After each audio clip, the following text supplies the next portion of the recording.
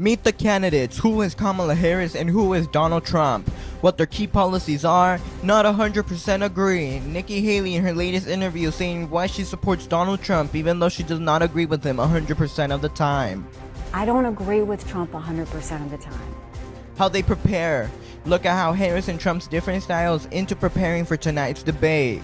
Showtime, the simulcast of ABC News' first presidential debate, Harris versus Trump. Full broadcasting right here on RightNow News. They both want to be your next president.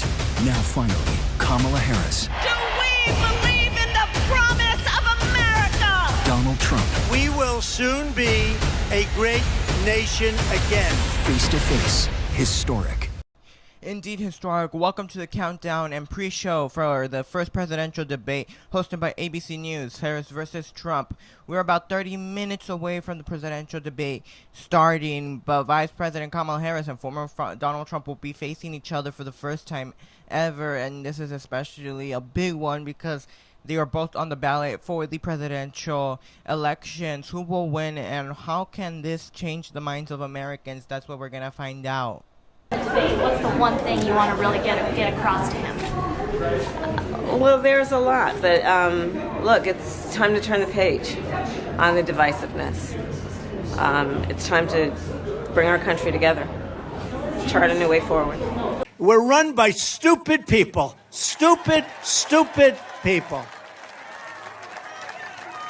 And we found that out at the debate with Joe. How did that work out? And we're going to find it out again on Tuesday night. Former President Donald Trump is the Republican presidential nominee, and Vice President Kamala Harris is the Democratic nominee after Joe Biden withdrew from the race on July 21st.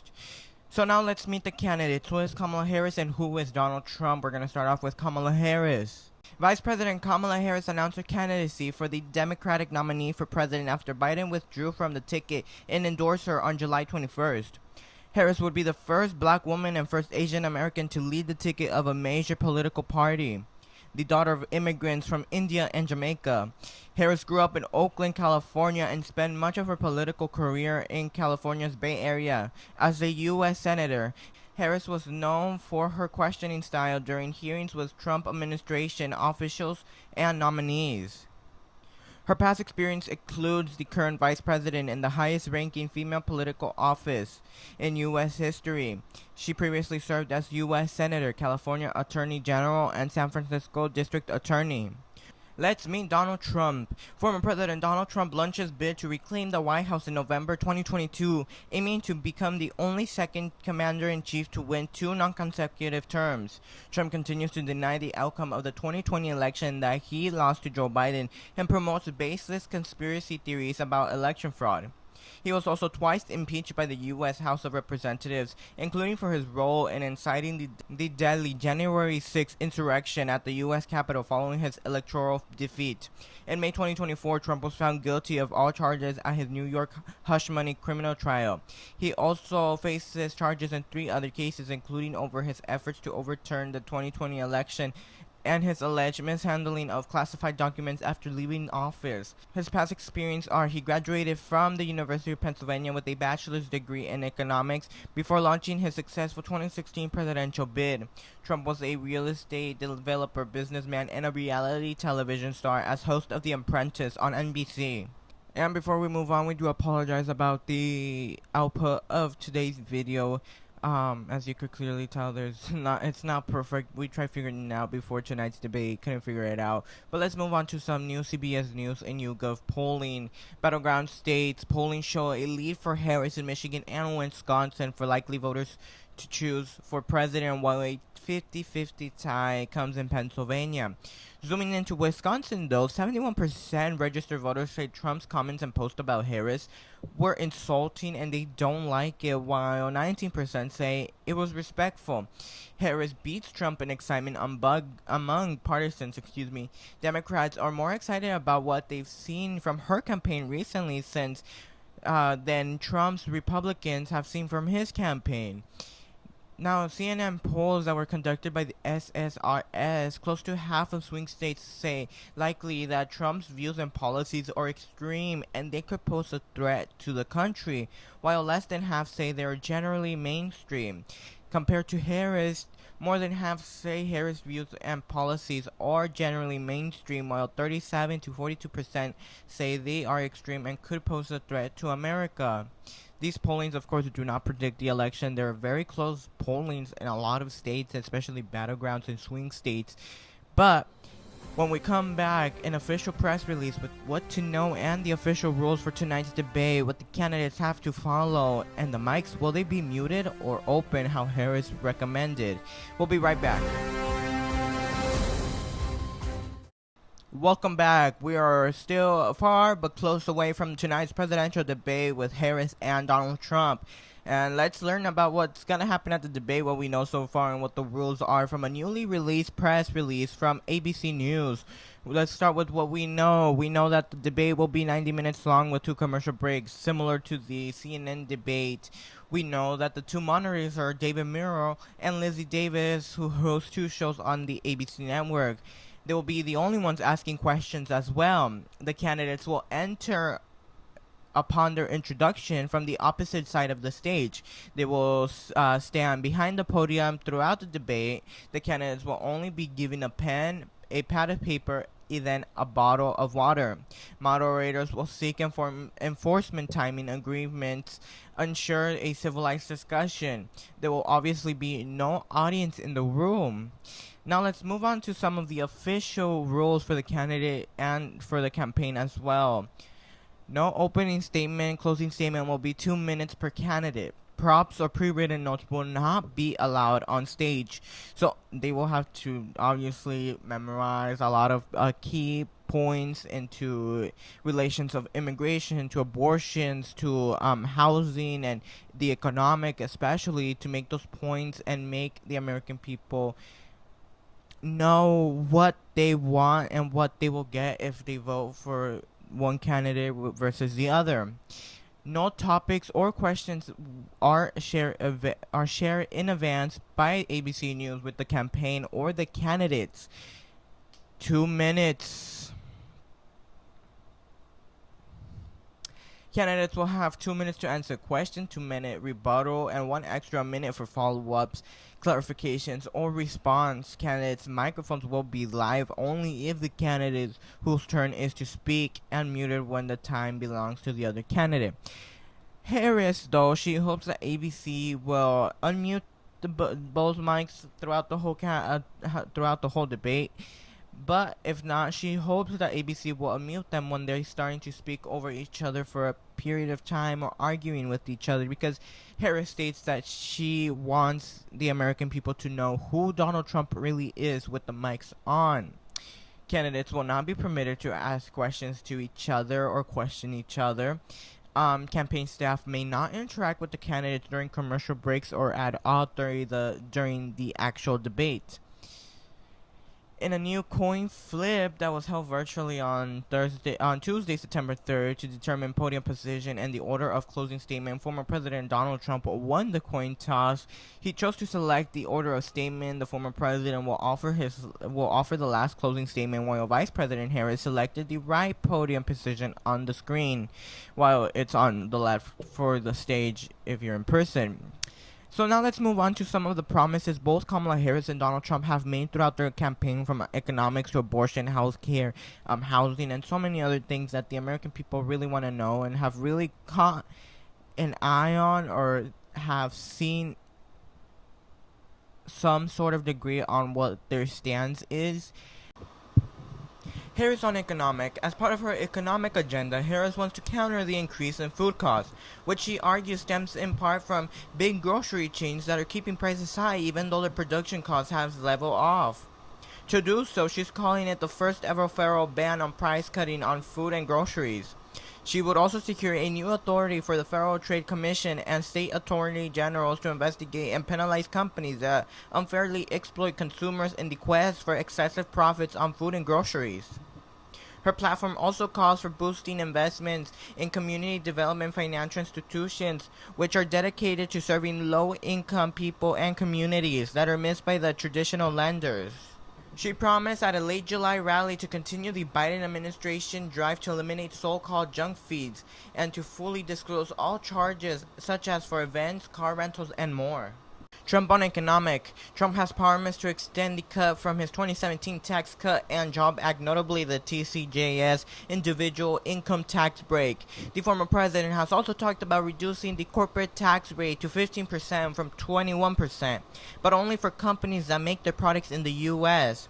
In quote, "I will make the Trump tax cut the largest tax cut in history," the former president said earlier this year.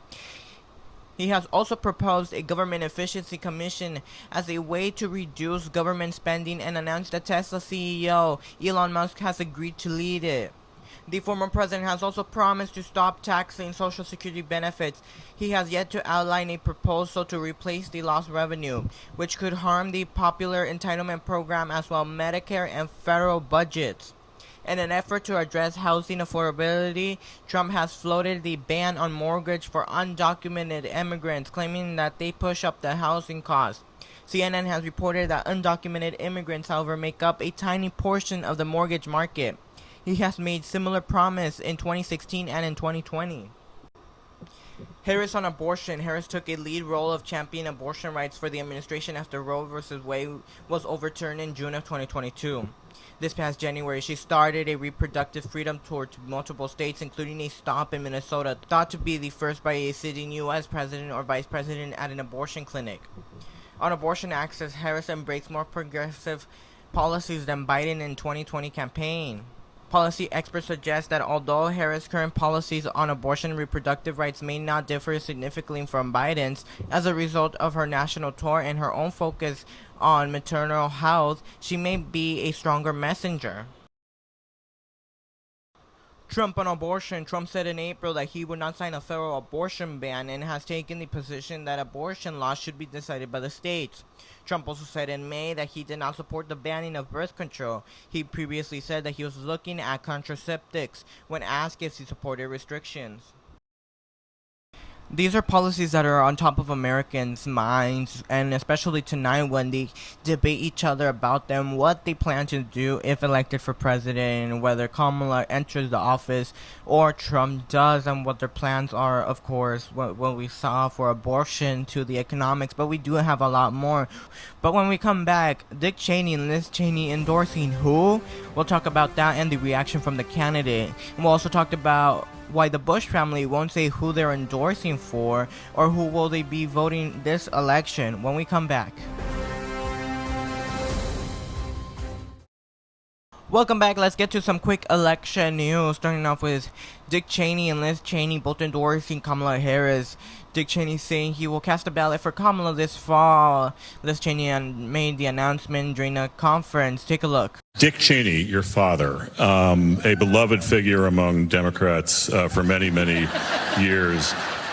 Do you, if you know who he will be supporting or who he'll be voting for, do you care to share with us who he might be voting for? Dick Cheney will be voting for Kamala Harris. Kamala Harris was asked about the endorsement, and this was her reaction while she shopped at a spice store in Pittsburgh. How the Vice President Cheney's endorsement, ma'am. Liz Cheney and Dick Cheney have endorsed you. What do you think? I'm honored to have their endorsement, and I think that what they both, as leaders who are well respected, are making an important statement that it's okay, and if not important, to put country above party. And I'm honored to have their support, and I think it's an important statement right now. A lot of what I think is happening, and I was just talking with some folks here in Pittsburgh about it, is that people are exhausted about the division and the attempts to kind of divide us as Americans. And them stepping up to make this public statement, I think, is courageous, but also for people like the folks I was just talking with, it really reinforces for them that we love our country and we have more in common than what separates us. Both Cheneys are Republicans. Dick Cheney served as vice president under President George W. Bush, and Liz Cheney, a big critic for former President Donald Trump. In a True Social post Friday, Trump blasted both of the Cheneys, saying, in quote, "Dick Cheney is an irrelevant rhino, along with his daughter, who lost by the largest margin in history of Congress races." He wrote, Liz Cheney was ousted in 2021 from her position in the House of Republican leadership after criticizing Trump. In 2022, she lost her congressional primary race to a Trump-backed challenger. Asked for comment Friday about her remarks, Trump's campaign spokesperson replied with, "Who the F is Liz Cheney?" And now to more news. NBC News reports that President George W. Bush does not plan to endorse a candidate for president. His office told NBC News on Saturday. When asked whether the former president or his wife Laura would endorse a candidate or make public, the Bush office said no. In quote, President Bush retired from his presidential politics years ago, the office added. And when we come back in a new interview with Nikki Haley on CBS, why she says she's not 100% agreeing with Trump, but that's not stopping her from supporting him.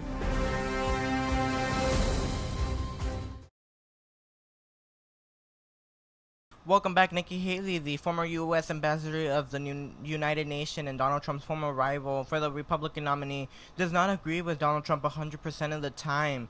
She told this to Face the Nation on Sunday. Take a look. I don't agree with Trump 100% of the time. I don't have to like him or agree with him 100% of the time to know that life for Americans would be better under the policies where we have strong immigration, where we have law and order, where we have an economy where we can look at opportunities, where we've got national security that is strong. I don't need to sit there and like someone to decide those policies are better. Haley also said that she's not involved with the preparation of Donald Trump's debate or is even a part of the campaign. She says she's on standby. Take a look. You said you're on standby. In other words, you haven't been asked to campaign. Are you advising at all on his debate preparation or speaking to the campaign? I'm not, and that's his choice. He can, whatever he decides to do with his campaign, he can do that. But when I called him back in June, I told him I was supportive. I think the teams have talked to each other a little bit, but there hasn't been an ask as of yet. But should he ask, I'm happy to be helpful. And let's take a look at how both candidates are preparing for tonight's debate, what they have done over the past week or so. Kamala Harris was in Pittsburgh on Saturday for her debate prep. She was spotted at a spice shop where she hinted on how she plans to handle Trump during the debate. Oh, we lost signal. Look, it's time to turn the page on the divisiveness. It's time to bring our country together, chart a new way forward. NBC News reports that she began running mock debates on Thursday, even with the Trump stand-in. Even her debate have studied Trump's debate history, watching from the 3 presidential debates against Hillary to the ones against Biden, and especially the latest one from CNN. But then Donald Trump has a different style of preparing for tonight's debate. Trump had a rally in Wisconsin Saturday. He was preparing by having meetings as opposed of a study session. They definitely have different ways of preparing for the debate. Kamala has a more traditional way of preparing, actually being in a practice mock kind of debate, while Trump having meetings and rallies and attacking Kamala and Biden and the Democrats.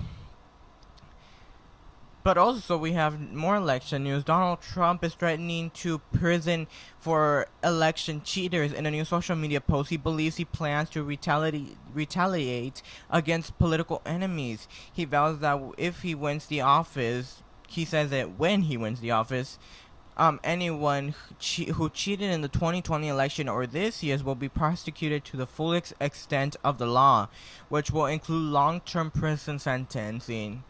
That is definitely insane, but when we come back, we're closer to the debate. Plus, JFK Jr.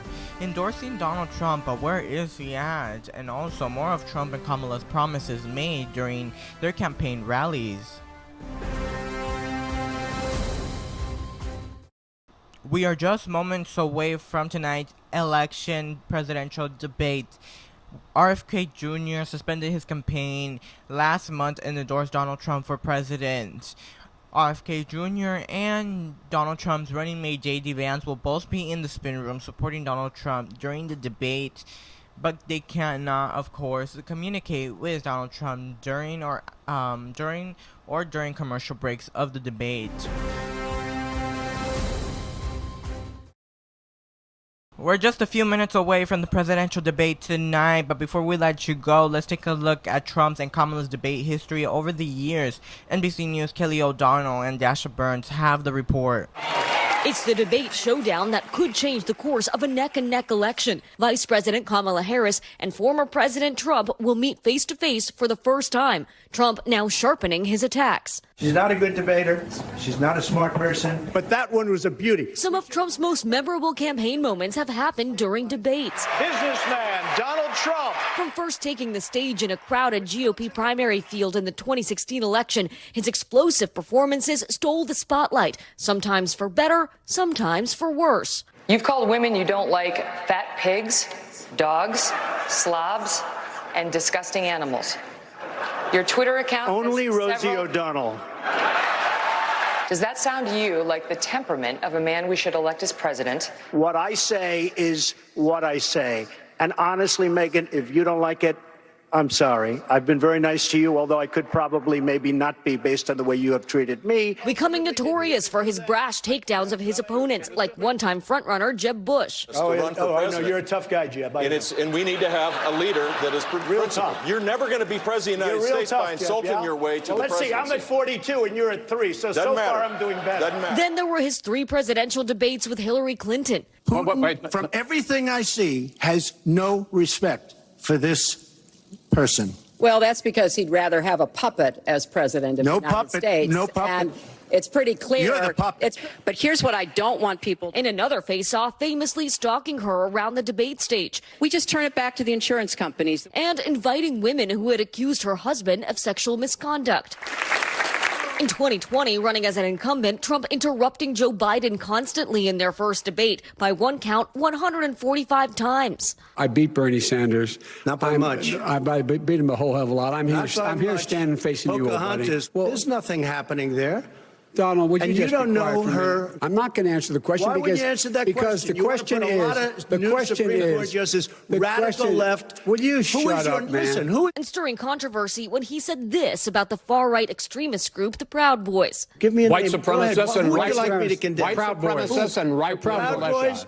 Stand back and stand by. This election cycle, Trump notably skipped the primary debates, but the first presidential debate likely going down as one of the most consequential in history. With the COVID, with dealing with everything we have to do with, look, if we finally beat Medicare. After the disastrous performance, President Biden dropped out of the race. This exchange serving as a pivotal moment. And I'm going to continue to move until we get the total ban on the total initiative relative to what we're going to do with more Border Patrol and more asylum officers. President Trump? I really don't know what he said at the end of that sentence. I don't think he knows what he said either. With just days to go, Trump repeating his familiar mantra, saying he doesn't do traditional debate prep. President Trump, how are you specifically preparing for the debate versus Harris? I'm not spending a lot of time on it. I think my whole life I've been preparing for a debate. Of all the varied stops along the campaign trail, no destination may carry as much consequence as the debate stage, where Vice President Kamala Harris and former President Trump will meet face-to-face for the first time. Because as the saying goes, if you got something to say,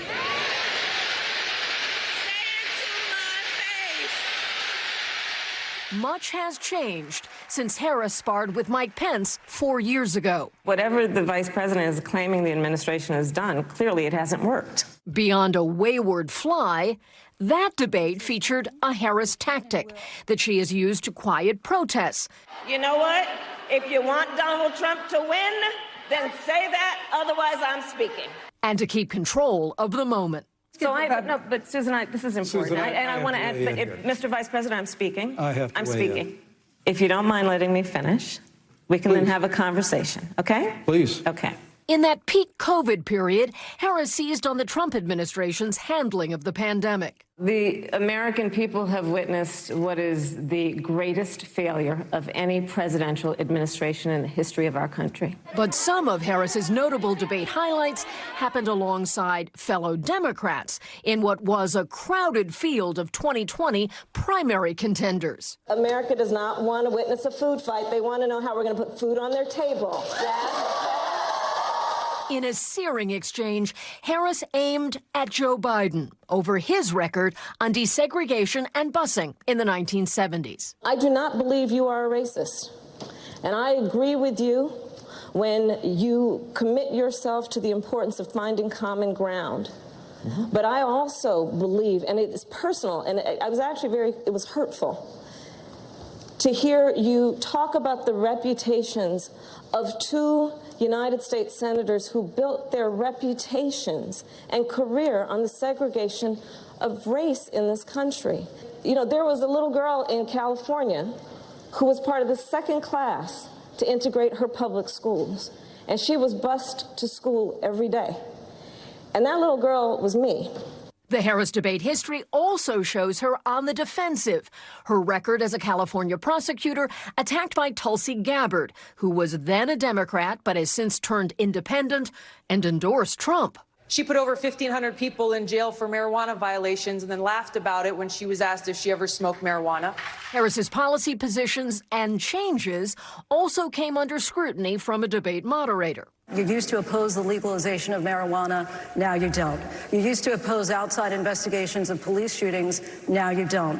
You've said that you changed on these and other things because you were, quote, swimming against the current, and thankfully the currents have changed. But when you had the power, why didn't you try to effect change then?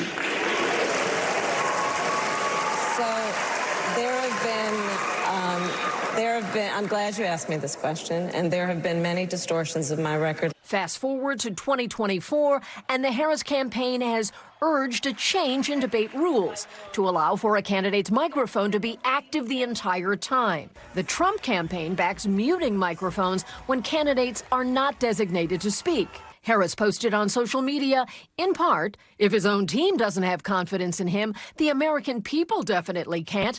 Let's debate in a transparent way, with the microphones on the whole time. The stakes for next Tuesday have been high since the upheaval that made Harris the Democrats' candidate.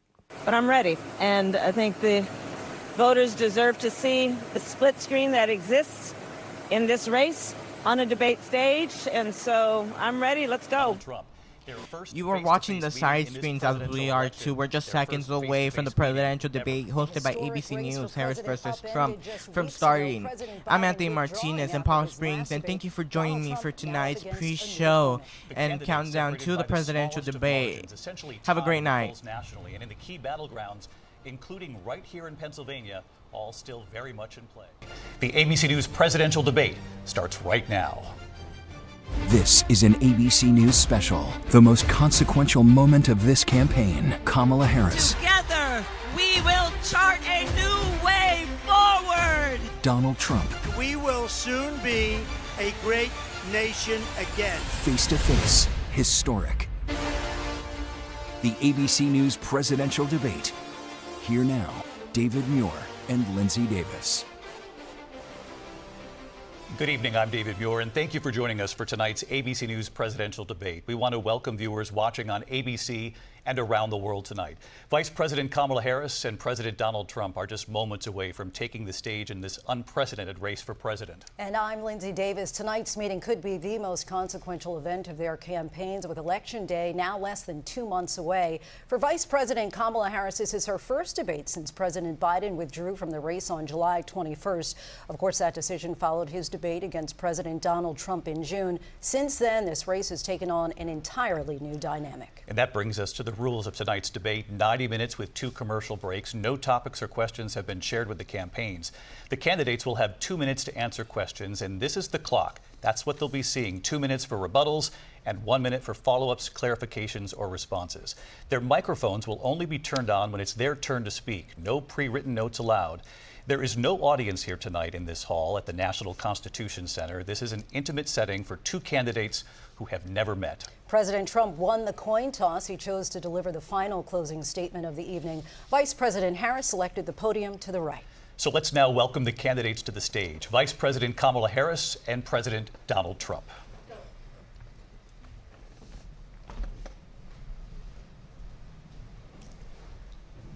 Kamala Harris.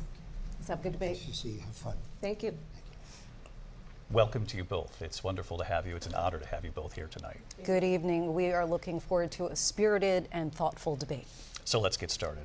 I want to begin tonight with the issue that voters repeatedly say is their number one issue, and that is the economy and the cost of living in this country. Vice President Harris, you and President Trump were elected 4 years ago, and your opponent on the stage here tonight often asks his supporters, are you better off than you were 4 years ago? When it comes to the economy, do you believe Americans are better off than they were 4 years ago? So I was raised as a middle-class kid, and I am actually the only person on this stage who has a plan that is about lifting up the middle class and working people of America. I believe in the ambition, the aspirations, the dreams of the American people. And that is why I imagine and have actually a plan to build what I call an opportunity economy. Because here's the thing. We know that we have a shortage of homes and housing, and the cost of housing is too expensive for far too many people.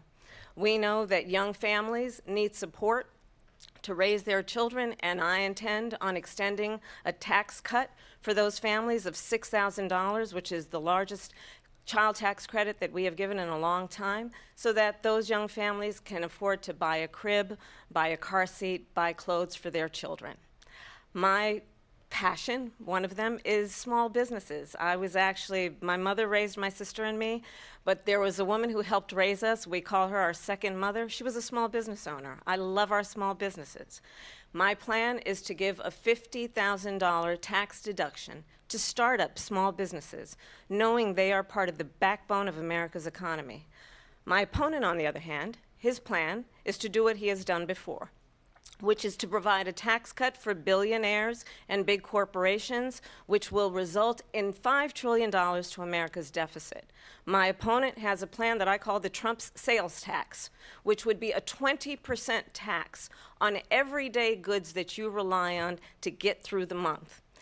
Economists have said that Trump sales tax would actually result for middle-class families in about $4,000 more a year, because of his policies and his ideas about what should be the backs of middle-class people paying for tax cuts for billionaires. President Trump, I'll give you 2 minutes. First of all, I have no sales tax. That's an incorrect statement. She knows that. We're doing tariffs on other countries. Other countries are going to finally, after 75 years, pay us back for all that we've done for the world. And the tariff will be substantial in some cases. I took in billions and billions of dollars, as you know, from China. In fact, they never took the tariff off because it was so much money they can't. It would totally destroy everything that they've set out to do. They're taking in billions of dollars from China and other places. They've left the tariffs on. When I had it, I had tariffs, and yet I had no inflation. Look, we've had a terrible economy because inflation which is really known as a country buster. It breaks up countries. We have inflation like very few people have ever seen before, probably the worst in our nation's history. We were at 21%, but that's being generous because many things are 50, 60, 70, and 80% higher than they were just a few years ago. This has been a disaster for people, for the middle class, but for every class. On top of that, we have millions of people pouring into our country from prisons and jails, from mental institutions and insane asylums, and they're coming in and they're taking jobs that are occupied right now by African Americans and Hispanics, and also unions. Unions are going to be affected very soon. And you see what's happening. You see what's happening with towns throughout the United States. You look at Springfield, Ohio. You look at Aurora in Colorado. They are taking over the towns. They're taking over buildings. They're going in violently. These are the people that Xi and Biden led into our country, and they're destroying our country. They're dangerous. They're at the highest level of criminality, and we have to get them out. We have to get them out fast. I created one of the greatest economies in the history of our country. I'll do it again and even better. We are going to get to immigration and border security during this debate, but I would like to let Vice President Harris respond on the economy here. Well, I would love to. Let's talk about what Donald Trump left us. Donald Trump left us the worst unemployment since the Great Depression. Donald Trump left us the worst public health epidemic in a century. Donald Trump left us the worst attack on our democracy since the Civil War. And what we have done is clean up Donald Trump's mess. What we have done and what I intend to do is build on what we know are the aspirations and the hopes of the American people. But I'm going to tell you all in this debate tonight, you're going to hear from the same old tired playbook, a bunch of lies, grievances, and name-calling. What you're going to hear tonight is a detailed and dangerous plan called Project 2025 that the former president intends on implementing if he were elected again. I believe very strongly that the American people want a president who understands the importance of bringing us together, knowing we have so much more in common than what separates us, and I pledge to you to be a president for all Americans. President Trump will give you a minute here to respond. Number one, I have nothing to do, as you know, and as she knows better than anyone, I have nothing to do with Project 2025.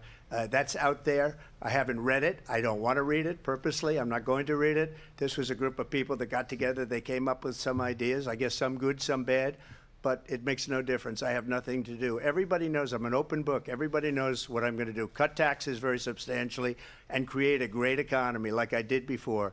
We had the greatest economy. We got hit with a pandemic.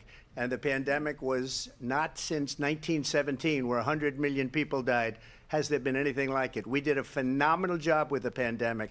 We handed them over a country where the economy and where the stock market was higher than it was before the pandemic came in. Nobody's ever seen anything like it. We made ventilators for the entire world. We got gowns, we got masks, we did things that nobody thought possible. And people give me credit for rebuilding the military. They give me credit for a lot of things, but not enough credit for the great job we did with the pandemic. But the only jobs they got were bounce back jobs. These were jobs bounced back, and it bounced back and it went to their benefit.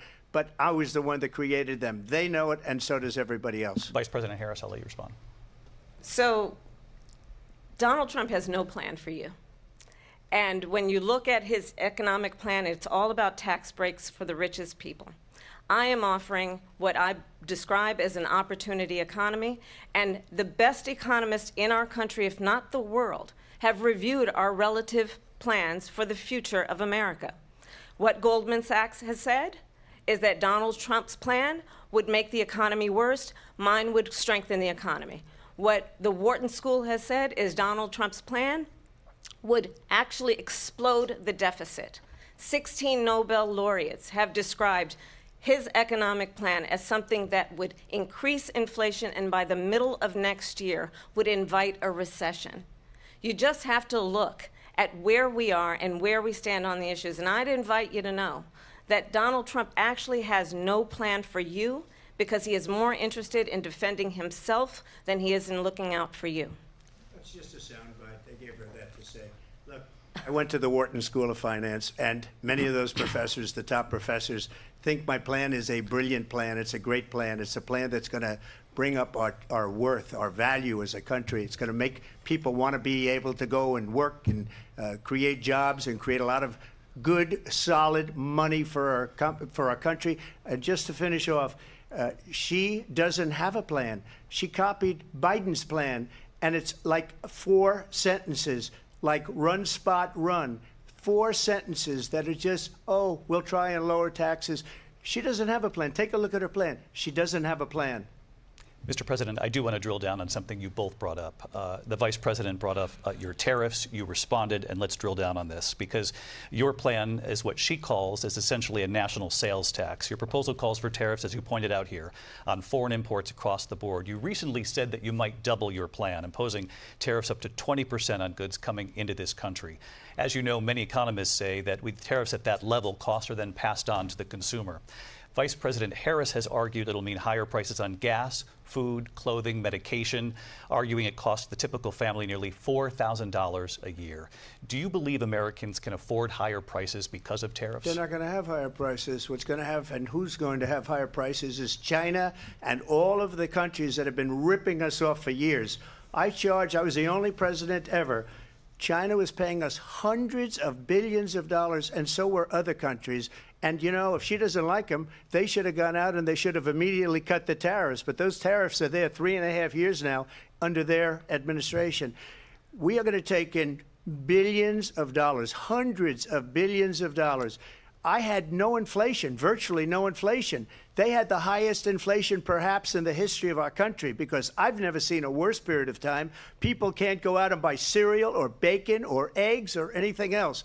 The people of our country are absolutely dying with what they've done. They've destroyed the economy. And all you have to do is look at a poll. The polls say 80 and 85 and even 90% that the Trump economy was great, that their economy was terrible. Vice President Harris, I do want to ask for your response, and you heard what the president said there, because the Biden administration did keep a number of the Trump tariffs in place. So how do you respond?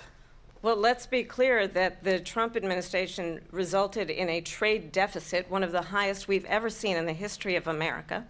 He invited trade wars. You want to talk about his deal with China? What he ended up doing is, under Donald Trump's presidency, he ended up selling American chips to China to help them improve and modernize their military, basically sold us out, when a policy about China should be in making sure the United States of America wins the competition for the 21st century, which means focusing on the details of what that requires, focusing on relationships with our allies, focusing on investing in American-based technology so that we win the race on AI, on quantum computing, focusing on what we need to do to support America's workforce so that we don't end up having on the short end of the stick in terms of workers' rights. But what Donald Trump did, let's talk about this, with COVID, is he actually thanked President Xi for what he did during COVID. Look at his tweet. "Thank you, President Xi," exclamation point, when we know that Xi was responsible for lacking and not giving us transparency about the origins of COVID. President Trump, I'll let you respond. First of all, they bought their chips from Taiwan. We hardly make chips anymore because of philosophies like they have and policies like they have. I don't say her because she has no policy. Everything that she believed 3 years ago and 4 years ago is out the window. She's going to my philosophy now. In fact, I was going to send her a MAGA hat. She's gone to my philosophy. But if she ever got elected, she'd change it. And it will be the end of our country. She's a Marxist. Everybody knows she's a Marxist. Her father's a Marxist professor in economics, and he taught her well. But when you look at what she's done to our country, and when you look at these millions and millions of people that are pouring into our country monthly, where it's, I believe, 21 million people, not the 15 that people say, and I think it's a lot higher than the 21. That's bigger than New York State pouring in. And just look at what they're doing to our country. They're criminals. Many of these people coming in are criminals. And that's bad for our economy, too. You know, you mentioned before, we'll talk about immigration later. Well, bad immigration is the worst thing that can happen to our economy.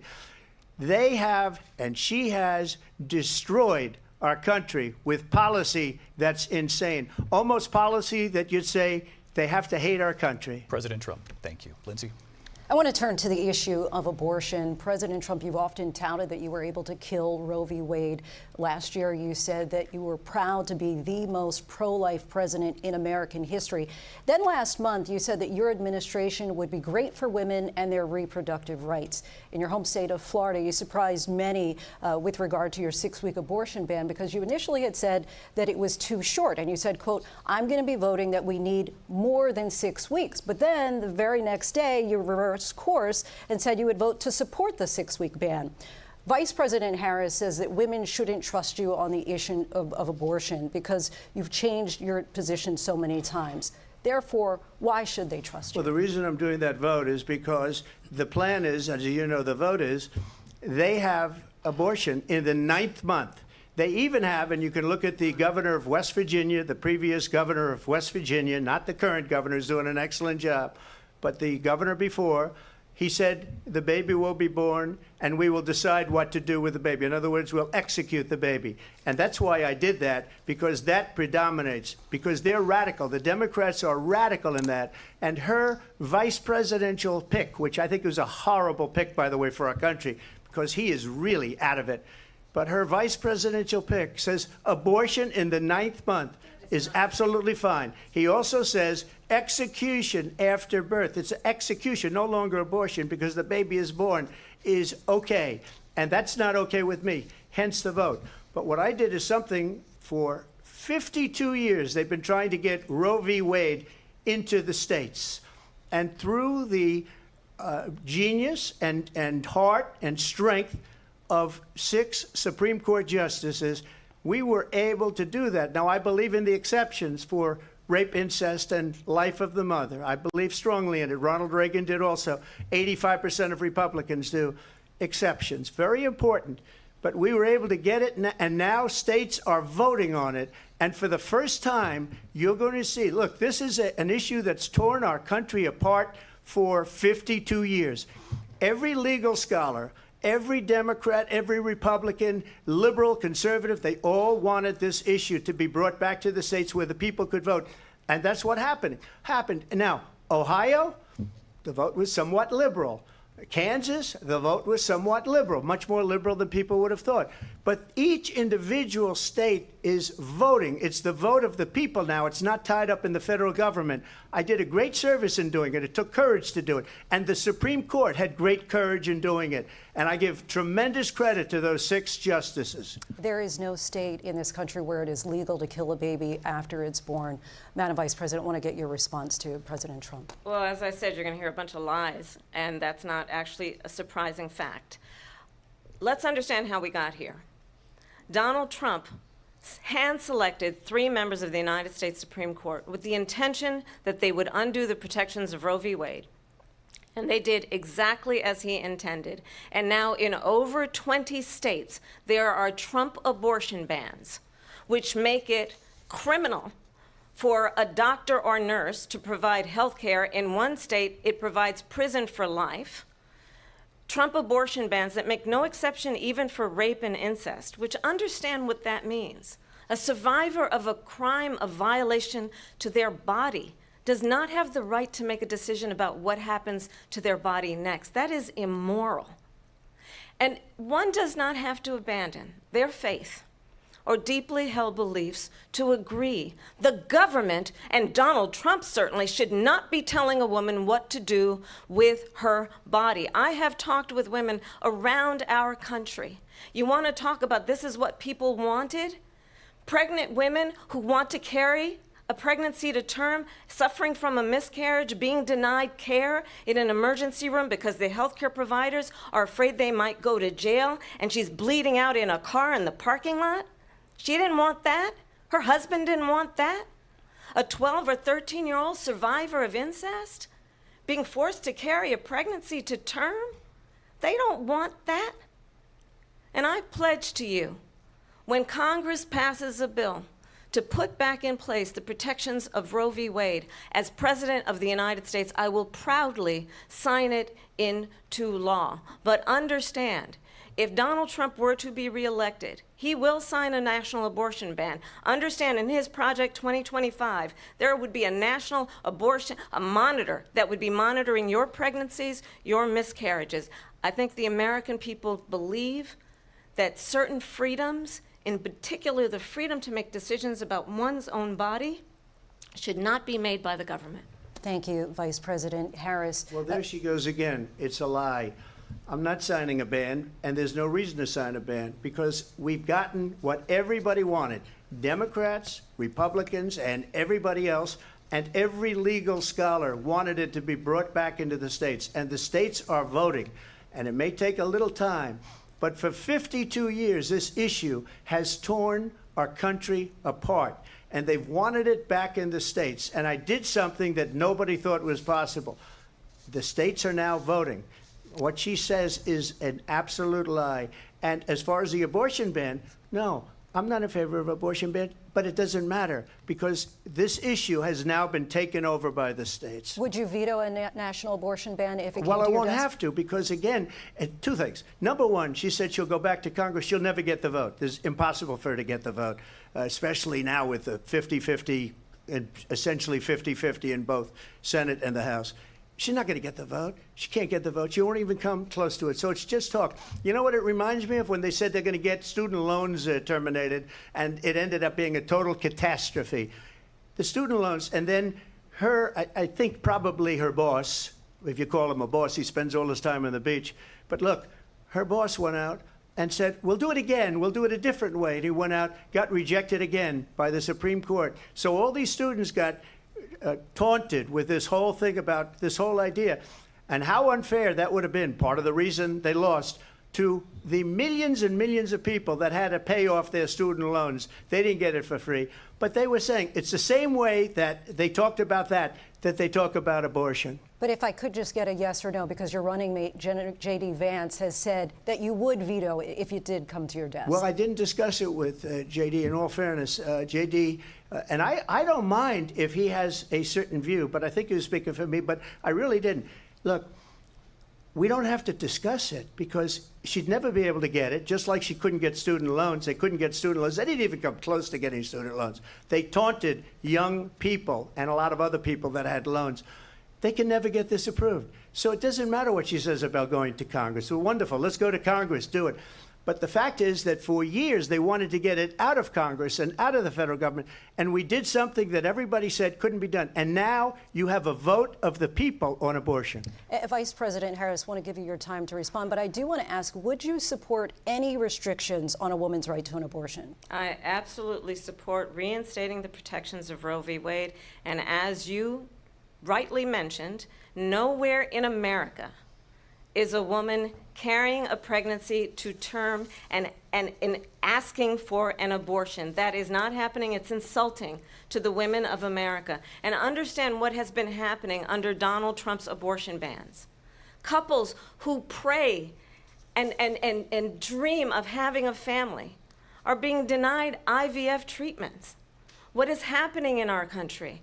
Working people, working women who are working 1 or 2 jobs, who can barely afford childcare as it is, have to travel to another state to get on a plane sitting next to strangers to go and get the health care she needs. Barely can afford to do it, and what you are putting her through is unconscionable. And the people of America have not, the majority of Americans believe in a woman's right to make decisions about her own body, and that is why in every state where this issue has been on the ballot, in red and blue states both, the people of America have voted for freedom. Vice President Harris, Excuse me, I have to respond. Another lie. It's another lie. I have been a leader on IVF, which is fertilization. The IVF, I have been a leader.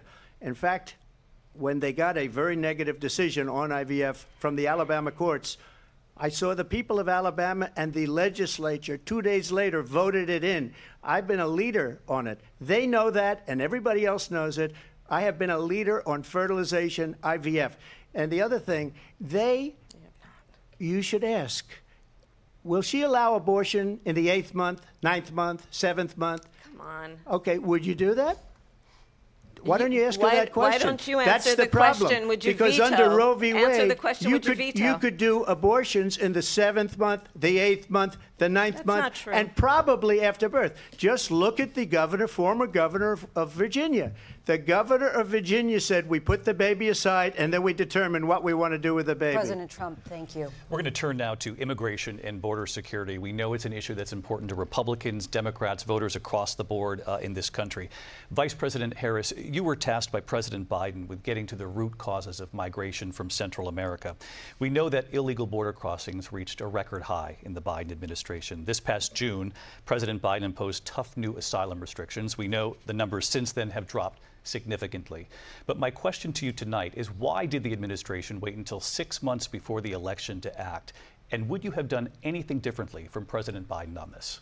So I'm the only person on this stage who has prosecuted transnational criminal organizations for the traffic. United States Congress, including some of the most conservative members of the United States Senate, came up with a border security bill, which I supported. And that bill would have put 1,500 more border agents on the border to help those folks who are working there right now overtime, trying to do their job. It would have allowed us to stem the flow of fentanyl coming into the United States. I know there are so many families watching tonight who have been personally affected by the surge of fentanyl in our country. That bill would have put more resources to allow us to prosecute transnational criminal organizations for trafficking in guns, drugs, and human beings. But you know what happened to that bill? Donald Trump got on the phone, called up some folks in Congress, and said, kill the bill. And you know why?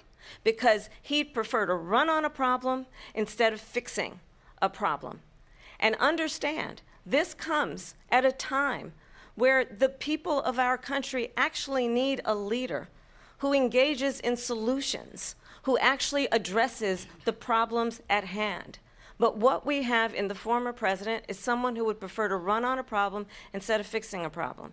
And I'll tell you something, he's going to talk about immigration a lot tonight, even when it's not the subject that is being raised. And I'm going to actually do something really unusual, and I'm going to invite you to attend one of Donald Trump's rallies, because it's a really interesting thing to watch. You will see during the course of his rallies, he talks about fictional characters like Hannibal Lecter. He will talk about windmills cause cancer. And what you will also notice is that people start leaving his rallies early out of exhaustion and boredom. And I will tell you, the one thing you will not hear him talk about is you. You will not hear him talk about your needs, your dreams, and your desires.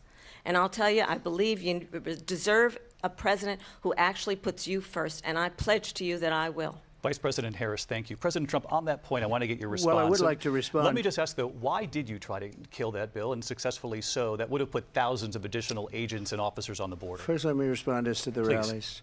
She said people start leaving. People don't go to her rallies. There's no reason to go. And the people that do go, she's bussing them in and paying them to be there, and then showing them in a different light. So she can't talk about that. People don't leave my rallies. We have the biggest rallies, the most incredible rallies in the history of politics. That's because people want to take their country back. Our country is being lost. We're a failing nation. And it happened 3.5 years ago. And what's going on here, you're going to end up in World War III, just to go into another subject. What they have done to our country by allowing these millions and millions of people to come into our country, and look at what's happening to the towns all over the United States. And a lot of towns don't want to talk. It's not going to be Aurora or Springfield. A lot of towns don't want to talk about it because they're so embarrassed by it. In Springfield, they're eating the dogs, the people that came in. They're eating the cats. They're eating the pets of the people that live there. And this is what's happening in our country, and it's a shame. As far as rallies are concerned, as far as the reason they go is they like what I say. They want to bring our country back. They want to make America great again. It's a very simple phrase, make America great again. She's destroying this country, and if she becomes president, this country doesn't have a chance of success. Not only success, we'll end up being Venezuela on steroids. I just want to clarify here. You bring up Springfield, Ohio, and ABC News did reach out to the city manager there. He told us there have been no credible reports of specific claims of pets being harmed, injured, or abused by individuals within the immigrant community. Well, I've seen people on television. Let me just say here, this is the people on television say my dog was taken and used for food. So maybe he said that, and maybe that's a good thing to say for a city manager. I'm not taking this from television. But the people on television saying their dog was eaten by the people that went there. Again, the Springfield city manager says there's no evidence of that. Vice President Harris, I'll let you respond to the rest of what you've heard. You talk about extreme. This is, I think, one of the reasons why in this election I actually have the endorsement of 200 Republicans who have formerly worked with President Bush, Mitt Romney, and John McCain, including the endorsement of former Vice President Dick Cheney and Congress member Liz Cheney. And if you want to really know the inside track on who the former president is, if he didn't make it clear already, just ask people who have worked with him. His former chief of staff, a 4-star general, has said he has contempt for the Constitution of the United States. His former national security advisor has said he is dangerous and unfit. His former Secretary of Defense has said the nation, the republic, would never survive another Trump term. And when we listen to this kind of rhetoric, when the issues that affect the American people are not being addressed, I think the choice is clear in this election. President Trump, I'll give you a quick minute to respond here. Thank you, because when I hear that, see, I'm a different kind of a person. I fired most of those people, not so graciously. They did bad things or a bad job. I fired them. They never fired one person. They didn't fire anybody having to do with Afghanistan and the Taliban and the 13 people whose were just killed, viciously and violently killed. And I got to know the parents and the family. They didn't fire. They should have fired all those generals, all those top people, because that was one of the most incompetently handled situations anybody has ever seen. So when somebody does a bad job, I fire him. And you take a guy like Esper. He was no good. I fired him. So he writes a book. Another one writes a book. Because with me, they can write books. With nobody else can they. But they have done such a poor job, and they never fire anybody. Look at the economy. Look at the inflation. They didn't fire any of their economists. They have the same people. That's a good way not to have books written about you. But just to finish, I got more votes than any Republican in history by far. In fact, I got more votes than any president, sitting president, in history by far. Let me continue on immigration. It was what you wanted to talk about earlier, so let's get back to your deportation proposal that the vice president has reacted to as well. President Trump, you call this the largest domestic deportation operation in the history of our country. You say you would use the National Guard. You say if things get out of control, you'd have no problem using the U.S. military. Police, yes. You also said you would use local police. How would you deport 11 million undocumented immigrants? I know you believe that number is much higher. Take us through this. What does this look like? Will authorities be going door to door in this country? Yeah, it is much higher because of them. They allowed criminals, many millions of criminals. They allowed terrorists. They allowed common street criminals. They allowed people to come in, drug dealers, to come into our country. And they're now in the United States and told by their countries like Venezuela, don't ever come back or we're going to kill you. Do you know that crime in Venezuela and crime in countries all over the world is way down? You know why? Because they've taken their criminals off the street and they've given them to her to put into our country. And this will be one of the greatest mistakes in history for them to allow. And I think they probably did it because they think they're going to get votes, but it's not worth it because they're destroying the fabric of our country by what they've done. There's never been anything done like this at all. They've destroyed the fabric of our country. Millions of people let in, and all over the world, crime is down all over the world except here. Crime here is up and through the roof. Despite their fraudulent statements that they made, crime in this country is through the roof. And we have a new form of crime. It's called migrant crime. And it's happening at levels that nobody thought possible. President Trump, as you know, the FBI says overall violent crime is actually coming down in this country. But Vice Excuse President me, Harris, the FBI they were defrauding statements. They didn't include the worst cities. They didn't include the cities with the worst crime. It was a fraud. Just like their number of 818,000 jobs that they said they created turned out to be a fraud. President Trump, thank you. I'll let you respond, Vice President Harris. Well, I think this is so rich coming from someone who has been prosecuted for national security crimes, economic crimes, election interference, has been found liable for sexual assault, and his next big court appearance is in November at his own criminal sentencing. And let's be clear where each person stands on the issue of what is important about respect for the rule of law and respect for law enforcement. The former vice president called for defunding federal law enforcement, 45,000 agents, get this, on the day after he was arraigned on 34 felony counts. So let's talk about what is important in this race. It is important that we move forward, that we turn the page on this same old tired rhetoric and address the needs of the American people, address what we need to do about the housing shortage, which I have a plan for, address what we must do to support our small businesses, address bringing down the price of groceries. But frankly, the American people are exhausted with this same old tired playbook. Vice President Harris, thank you. Excuse me. Every one of those cases was started by them against their political opponent. And I'm winning most of them, and I will win the rest on appeal. And you saw that with the decision that came down just recently from the Supreme Court. I'm winning most of them. But those are cases, it's called weaponization. Never happened in this country.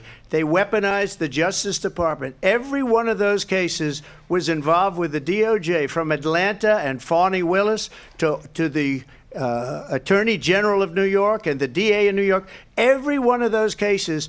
And then they say, oh, he's a criminal. They're the ones that made them go after me. By the way, Joe Biden was found essentially guilty on the documents case. And what happened in my documents case? They said, oh, that's the toughest of them all. A complete and total victory. 2 months ago, it was thrown out. It's weaponization, and they used it, and it's never happened in this country. They used it to try and win an election. They're fake cases. President Trump, thank you. A really quick response here, Vice President Harris, on this notion of weaponization of the Justice Department. Well, let's talk about extreme and understand the context in which this election in 2024 is taking place. The United States Supreme Court recently ruled that the former president would essentially be immune from any misconduct if he were to enter the White House again. Understand, this is someone who has openly said he would terminate, I'm quoting, terminate the Constitution of the United States, that he would weaponize the Department of Justice against his political enemies.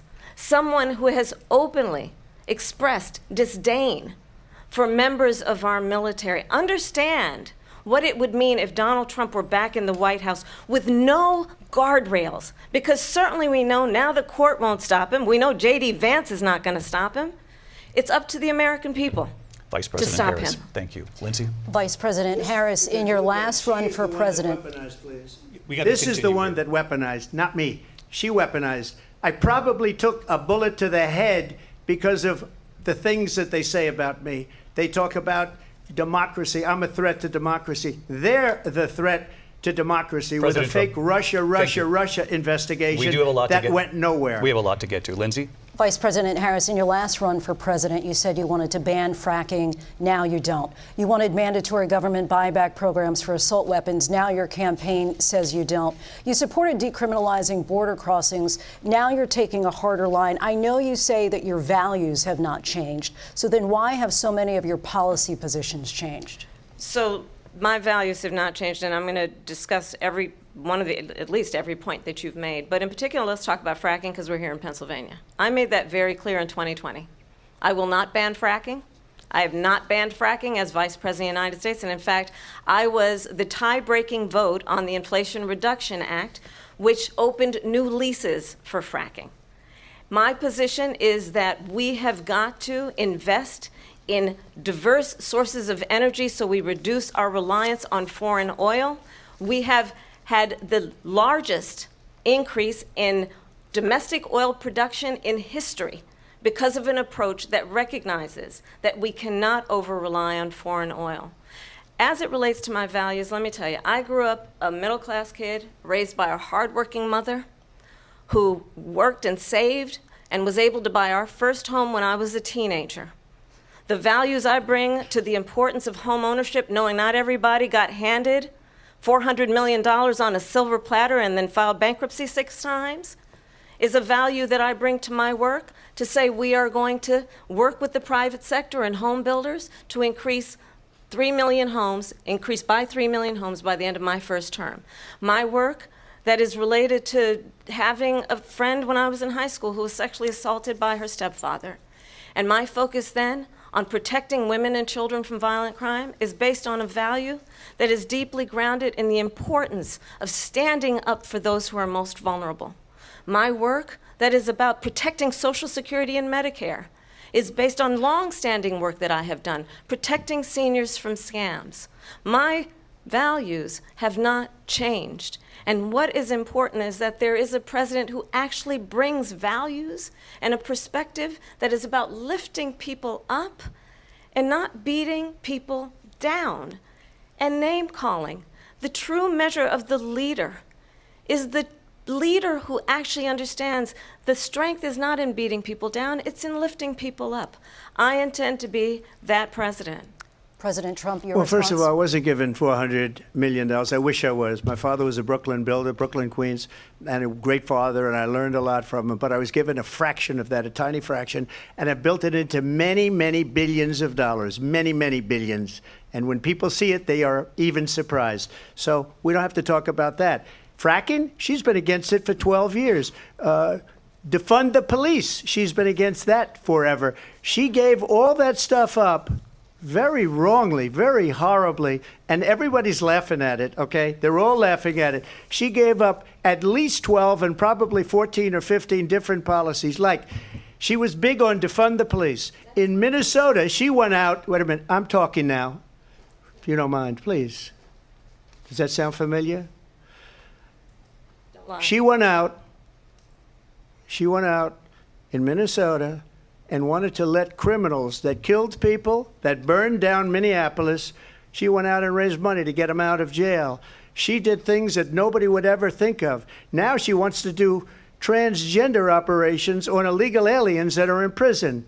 This is a radical left liberal that would do this. She wants to confiscate your guns, and she will never allow fracking in Pennsylvania. If she won the election, fracking in Pennsylvania will end on day one. Just to finish, one thing so important in my opinion. So I got the oil business going like nobody has ever done before. When they took over, they got rid of it, started getting rid of it, and the prices were going up the roof. They immediately let these guys go to where they were. I would have been 5 times, 4 times, 5 times higher, because you're talking about 3.5 years ago. They got it up to where I was because they had no choice, because the prices of energy were quadrupling and doubling. You saw what happened to gasoline. So they said, let's go back to Trump. But if she won the election, the day after that election, they'll go back to destroying our country, and oil will be dead, fossil fuel will be dead, we'll go back to windmills, and we'll go back to solar, where they need a whole desert to get some energy to come out. You ever see a solar plant? By the way, I'm a big fan of solar, but they take 400, 500 acres of desert soil. Trump, we have a These lot are of not good issues things that for we the have to get environment to. that We're she out of time. understands. Thank you. Lindsay, thank you. We have an election in just 56 days. And I want to talk about the peaceful transfer of power, which, of course, we all know is a cornerstone of our democracy, and the role of a president in a moment of crisis. Mr. President, on January 6th, you told your supporters to march to the Capitol. You said you would be right there with them. The country and the world saw what played out at the Capitol that day, the officers coming under attack. Aides in the West Wing say you watched it unfold on television off the Oval Office. You did send out tweets, but it was more than 2 hours before you sent out that video message telling your supporters to go home. Is there anything you regret about what you did on that day? You just said a thing that isn't covered. Peacefully and patriotically, I said during my speech, not later on. Peacefully and patriotically. And nobody on the other side was killed. Ashley Babbitt was shot by an out-of-control police officer that should have never, ever shot her. It's a disgrace. But we didn't do this group of people that have been treated so badly.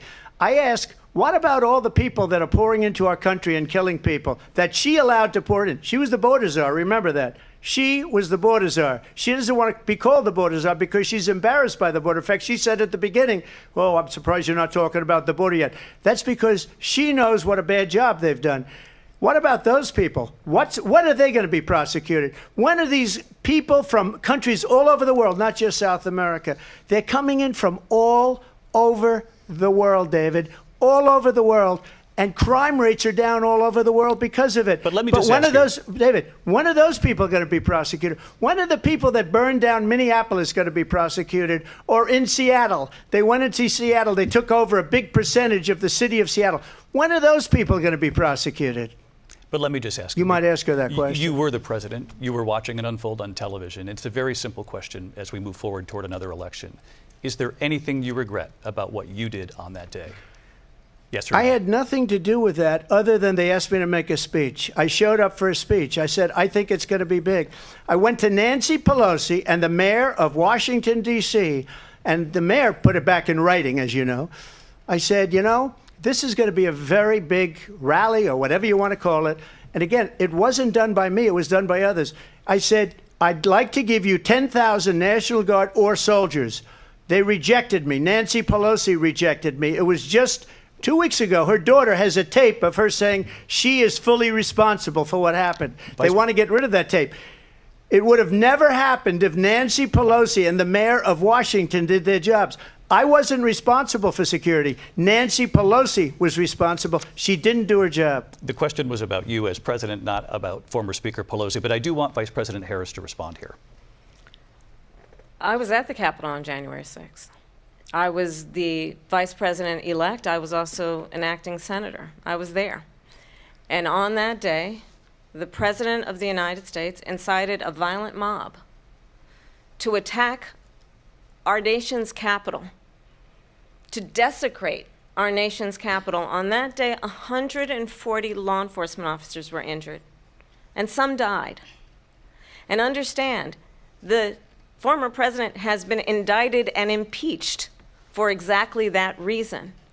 But this is not an isolated situation. Let's remember Charlottesville, where there was a mob of people carrying tiki torches, spewing anti-Semitic hate. And what did the president then at the time say? There were fine people on each side. Let's remember that when it came to the Proud Boys, a militia, the president said, the former president said, stand back and stand by. So for everyone watching who remembers what January 6th was, I say we don't have to go back. Let's not go back. We're not going back. It's time to turn the page. And if that was a bridge too far for you, well, there is a place in our campaign for you to stand for country, to stand for our democracy, to stand for rule of law, and to end the chaos, and to end the approach that is about attacking the foundations of our democracy because you don't like the outcome. And be clear on that point. Donald Trump, the candidate, has said in this election there will be a bloodbath if this and the outcome of this election is not to his liking. Let's turn the page on this. Let's not go back. Let's chart a course for the future and not go backwards to the past. Let me just follow up here. It was a different term, and it was a term that related to energy because they have destroyed our energy business. That was where bloodbath was. Also, on Charlottesville, that story has been, as you would say, debunked. Laura Ingraham, Sean Hannity, Jesse, all of these people, they covered it. If they go an extra sentence, they will see it was perfect. It was debunked in almost every newspaper, but they still bring it up, just like they bring 2025 up. They bring all of this stuff up. I ask you this. You talk about the Capitol. Why are we allowing these millions of people to come through on the southern border? How come she's not doing anything? And I'll tell you what I would do, and I would be very proud to do it. I would say we would both leave this debate right now. I'd like to see her go down to Washington, D.C. during this debate because we're wasting a lot of time. Go down to, because she's been so bad, it's so ridiculous. Go down to Washington, D.C. and let her sign a bill to close up the border because they have the right to do it. They don't need bills. They have the right to do it. The President of the United States, you'll get him out of bed. You'll wake him up at 4 o'clock in the afternoon. You'll say, come on down to the office. Let's sign a bill. If he signs a bill that the border is closed, all he has to do is say it to the Border Patrol, who are phenomenal.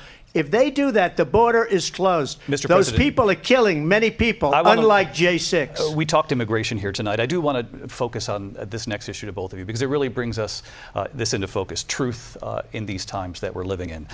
Mr. President, for 3.5 years after you lost the 2020 election, you repeatedly falsely claimed that you won, many times saying you won in a landslide. In the past couple of weeks leading up to this debate, you have said, quote, you lost by a whisker, that you, quote, didn't quite make it, that you came up a little bit short. I said that? Are you now acknowledging that you lost in 2020? No, I don't acknowledge that at all. But I you said did that say sarcastically. That. You know that. It was said, oh, we lost by a whisker. That was said sarcastically. Look, There's so much proof. All you have to do is look at it. And they should have sent it back to the legislatures for approval. I got almost 75 million votes, the most votes any sitting president has ever gotten. I was told if I got 63, which was what I got in 2016, you can't be beaten. The election, people should never be thinking about an election as fraudulent. We need two things. We need walls, and we have to have it. We have to have borders, and we have to have good elections. Our elections are bad. And a lot of these illegal immigrants coming in, they're trying to get them to vote. They can't even speak English. They don't even know what country they're in practically. And these people are trying to get them to vote. And that's why they're allowing them to come into our country. I did watch all of these pieces of video. I didn't detect the sarcasm, lost by a whisker. We didn't quite make it. And we should just point out here as clarification, and you know this, you and your allies, 60 cases in front of many judges, many of them Republican. No judge looked at it. And said there was no They said we didn't have widespread fraud. standing. That's the other thing. They said we didn't have standing, a technicality. Can you imagine a system where a person in an election doesn't have standing? The president of the United States doesn't have standing. That's how we lost. If you look at the facts, and I'd love to have you'll do a special on it. I'll show you Georgia, and I'll show you Wisconsin, and I'll show you Pennsylvania, and I'll show you. We have so many facts and statistics, but you know what? That doesn't matter, because we have to solve the problem that we have right now. That's old news. And the problem that we have right now is we have a nation in decline, and they have put it into decline. We have a nation that is dying, David. Mr. President, thank you. Vice President Harris, you heard the president there tonight. He said he didn't say that he lost by a whisker. So he still believes he did not lose the election that was won by President Biden and yourself. But I do want to ask you about something that's come up in the last couple of days. This was a post from President Trump about this upcoming election just weeks away. He said, when I win, those people who cheated, and then he lists donors, voters, election officials, he says will be prosecuted to the fullest extent of the law, which will include long-term prison sentences. One of your campaign's top lawyers responded saying, we won't let Donald Trump intimidate us. We won't let him suppress the vote. Is that what you believe he's trying to do here? Donald Trump was fired by 81 million people. So let's be clear about that. And clearly he is having a very difficult time processing that. But we cannot afford to have a president of the United States who attempts, as he did in the past, to upend the will of the voters in a free and fair election. And I'm going to tell you that I have traveled the world as Vice President of the United States, and world leaders are laughing at Donald Trump. I have talked with military leaders, some of whom worked with you, and they say you're a disgrace. And when you then talk in this way in a presidential debate and deny what over and over again are court cases you have lost because you did in fact lose that election, it leads one to believe that perhaps we do not have in the candidate to my right the temperament or the ability to not be confused about fact. That's deeply troubling, and the American people deserve better. I'll give you 1 minute to respond, Mr. President. Let me just say about world leaders. Viktor Orban, one of the most respected men, they call him a strong man. He's a tough person, smart. Prime Minister of Hungary. They said, why is the whole world blowing up? 3 years ago it wasn't. Why is it blowing up? He said, because you need Trump back as president. They were afraid of him. China was afraid, and I don't like to use the word afraid, but I'm just quoting him. China was afraid of him. North Korea was afraid of him. Look at what's going on with North Korea, by the way. He said Russia was afraid of him. I ended the Nord Stream 2 pipeline, and Biden put it back on day one, but he ended the XL pipeline. The XL pipeline in our country, he ended that. But he let the Russians build a pipeline going all over Europe and heading into Germany, the biggest pipeline in the world. Look, Viktor Orban said it. He said the most respected, most feared person is Donald Trump. We had no problems when Trump was president. But when this weak, pathetic man that you saw at a debate just a few months ago, that if he weren't in that debate, he'd be running instead of her. She got no votes. He got 14 million votes. What you did, you talk about a threat to democracy. He got 14 million votes, and they threw him out of office. And you know what? I'll give you a little secret. He hates her. He can't stand her. But he got 14 million votes. They threw him out. She got 0 votes. And when she ran, She was the first one to leave because she failed. And now she's running. I don't understand it, but I'm okay with it because your time is I think up. we're going to do very well. We've got a lot more to get to. Turning now to the Israel-Hamas war and the hostages who are still being held, Americans among them. Vice President Harris, in December, you said, quote, Israel has a right to defend itself, but you added, quote, it matters how, saying international humanitarian law must be respected. Israel must do more to protect innocent civilians. You said that 9 months ago. Now an estimated 40,000 Palestinians are dead. Nearly 100 hostages remain. Just last week, Prime Minister Benjamin Netanyahu said there's not a deal in the making. President Biden has not been able to break through the stalemate. How would you do it? Well, let's understand how we got here. On October 7, Hamas, a terrorist organization, slaughtered 1,200 Israelis. Many of them young people who were simply attending a concert. Women were horribly raped.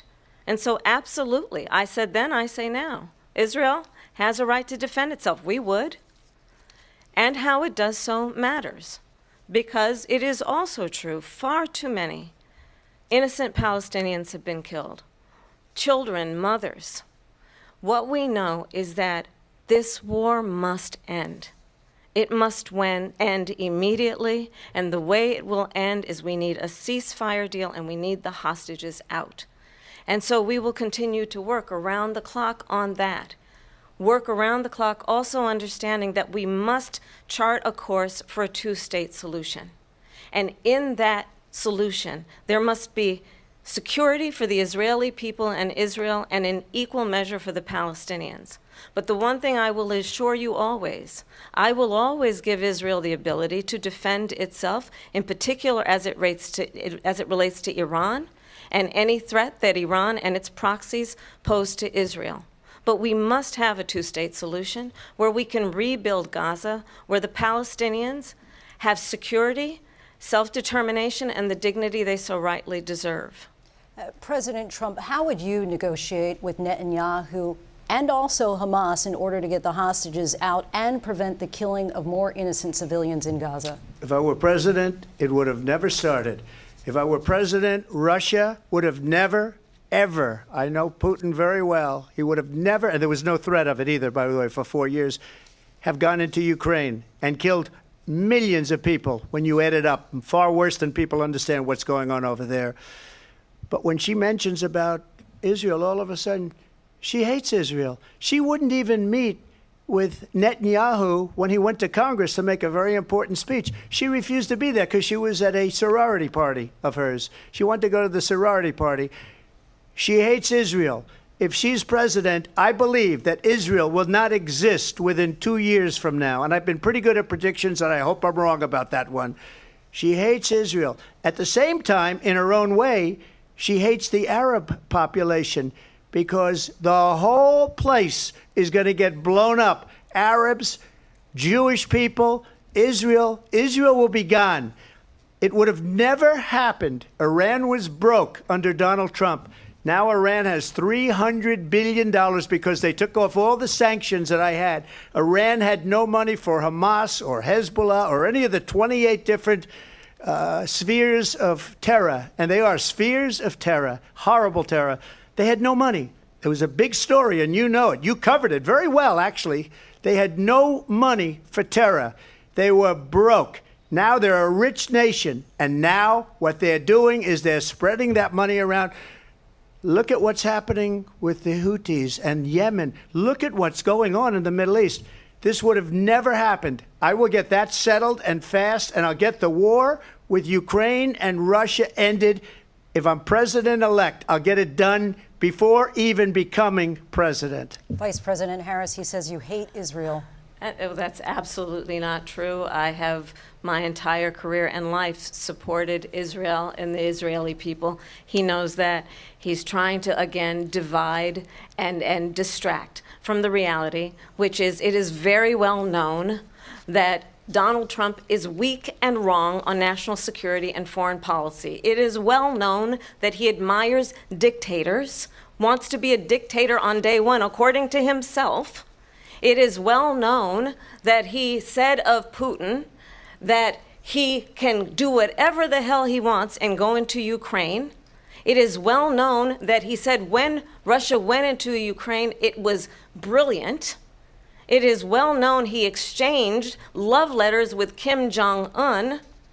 And it is absolutely well known that these dictators and autocrats are rooting for you to be president again because they're so clear they can manipulate you with flattery and favors. And that is why so many military leaders who you have worked with have told me you are a disgrace. That is why we understand that we have to have a president who is not consistently weak and wrong on Vice national President security, Harris. including the importance of upholding and respecting in highest regard our military. Vice President Harris, thank you. They're the ones, and she's the one that caused it, that's weak on national security by allowing every nation last month for the year, 168 different countries sending people into our country. Their crime rates are way down. Putin endorsed her last week, said, I hope she wins. And I think he meant it, because what he's gotten away with is absolutely incredible. It wouldn't have happened with me. The leaders of other countries think that they're weak and incompetent, and they are. They're grossly incompetent. And I just ask one question. Why does Biden go in and kill the Keystone Pipeline and approve the single biggest deal that Russia's ever made, Nord Stream 2, the biggest pipeline anywhere in the world going to Germany and all over Europe? Because they're weak and they're ineffective. And Biden, by the way, President gets paid Trump, a lot of money. Thank you. We have a lot of issues to get to. We'll be right back with much more of this historic ABC News presidential debate from the National Constitution Center right here in Philadelphia. Back in a moment.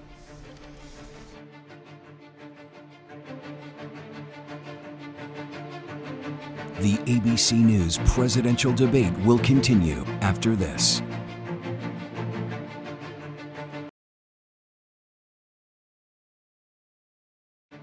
Live from the National Constitution Center in Philadelphia, Pennsylvania. Here again, David Muir and Lindsay Davis. Welcome back to this historic ABC News presidential debate tonight. We're going to continue here, and I want to turn to the war in Ukraine. We're now 2.5 years into this conflict. Mr. President, it has been the position of the Biden administration that we must defend Ukraine from Russia, from Vladimir Putin, to defend their sovereignty, their democracy, that it's in America's best interest to do so, arguing that if Putin wins, he may be emboldened to move even further into other countries. You have said you would solve this war in 24 hours. You said so just before the break tonight. How exactly would you do that? And I want to ask you a very simple question tonight. Do you want Ukraine to win this war? I want the war to stop. I want to save lives that are being uselessly, people being killed by the millions. It's the millions. It's so much worse than the numbers that you're getting, which are fake numbers. Look, we're in for 250 billion or more, because they don't ask Europe, which is a much bigger beneficiary to getting this thing done than we are. They're in for $150 billion less because Biden and you don't have the courage to ask Europe like I did with NATO. They paid billions and billions, hundreds of billions of dollars when I said, either you pay up or we're not going to protect you anymore. So that's maybe one of the reasons they don't like me as much as they like weak people. But you take a look at what's happening. We're in for 250 to 275 billion. They're into 100 to 150. They should be forced to equalize. With that being said, I want to get the war settled. I know Zelensky very well, and I know Putin very well. I have a good relationship, and they respect your president, okay? They respect me. They don't respect Biden. How would you respect him? Why? For what reason?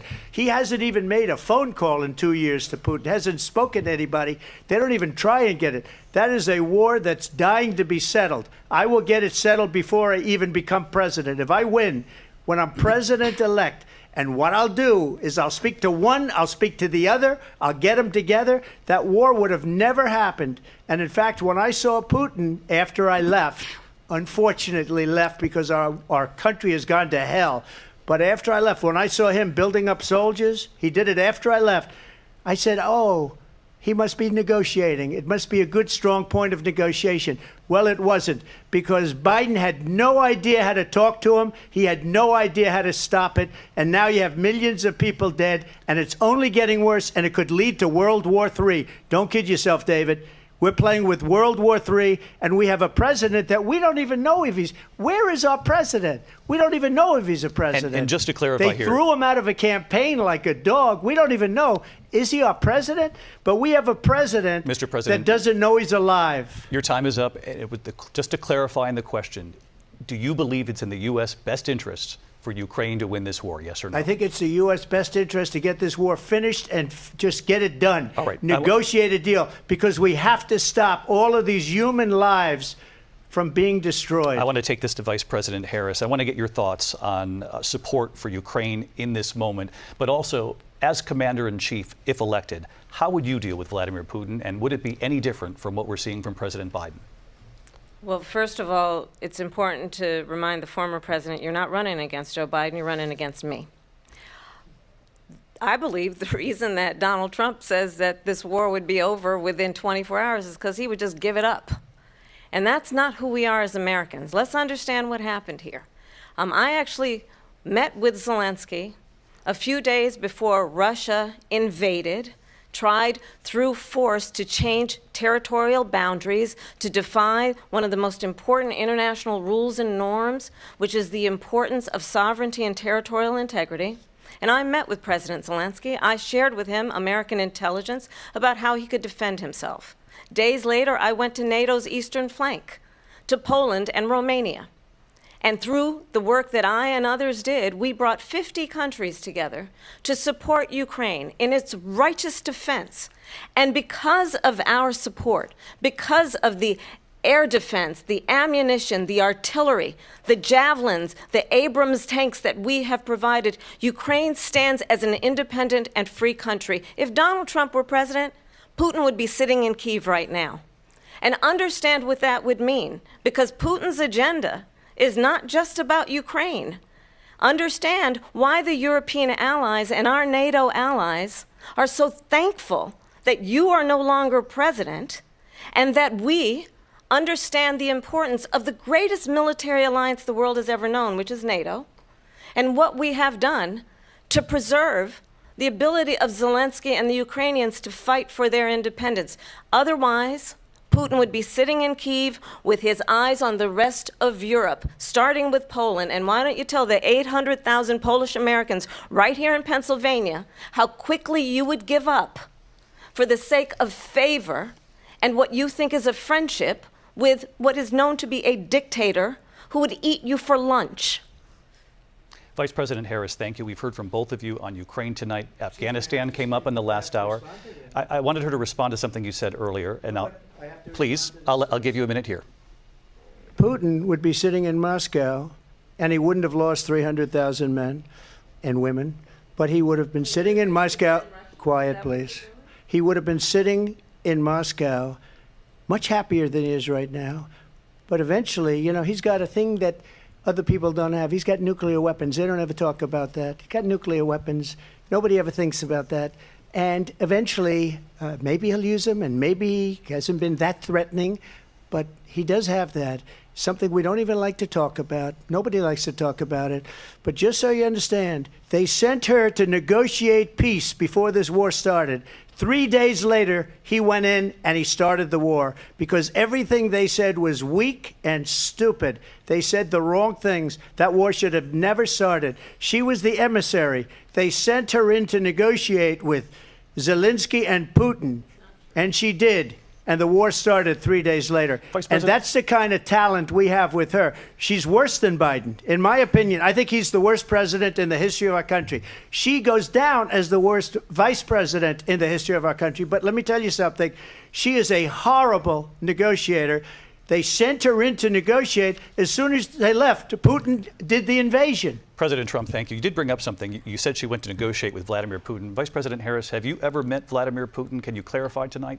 Yet again, I said it at the beginning of this debate, you're going to hear a bunch of lies coming from this fellow. And that is another one. When I went to meet with President Zelensky, I've now met with him over 5 times.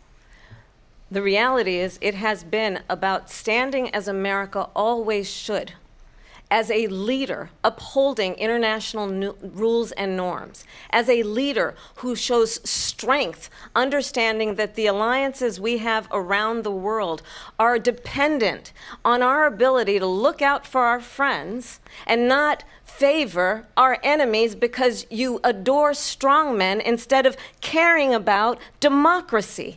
And that is very much what is at stake here. The President of the United States is Commander-in-Chief, and the American people have a right to rely on a president who understands the significance of America's role and responsibility in terms of ensuring that there is stability and ensuring we stand up for our principles and not sell them for the benefit of personal flattery. We've talked about Ukraine and Vladimir Putin. I do want to talk about Afghanistan. It came up in the first hour of this debate. I want to move on to Afghanistan. Stoltenberg said Trump did the most amazing thing I've ever seen. He got these countries, the 28 countries at the time, to pay up. He said, I've never seen. He's the head of NATO. He said, I've never seen. For years, we were paying almost all of NATO. We were being ripped off by European nations, both on trade and on NATO.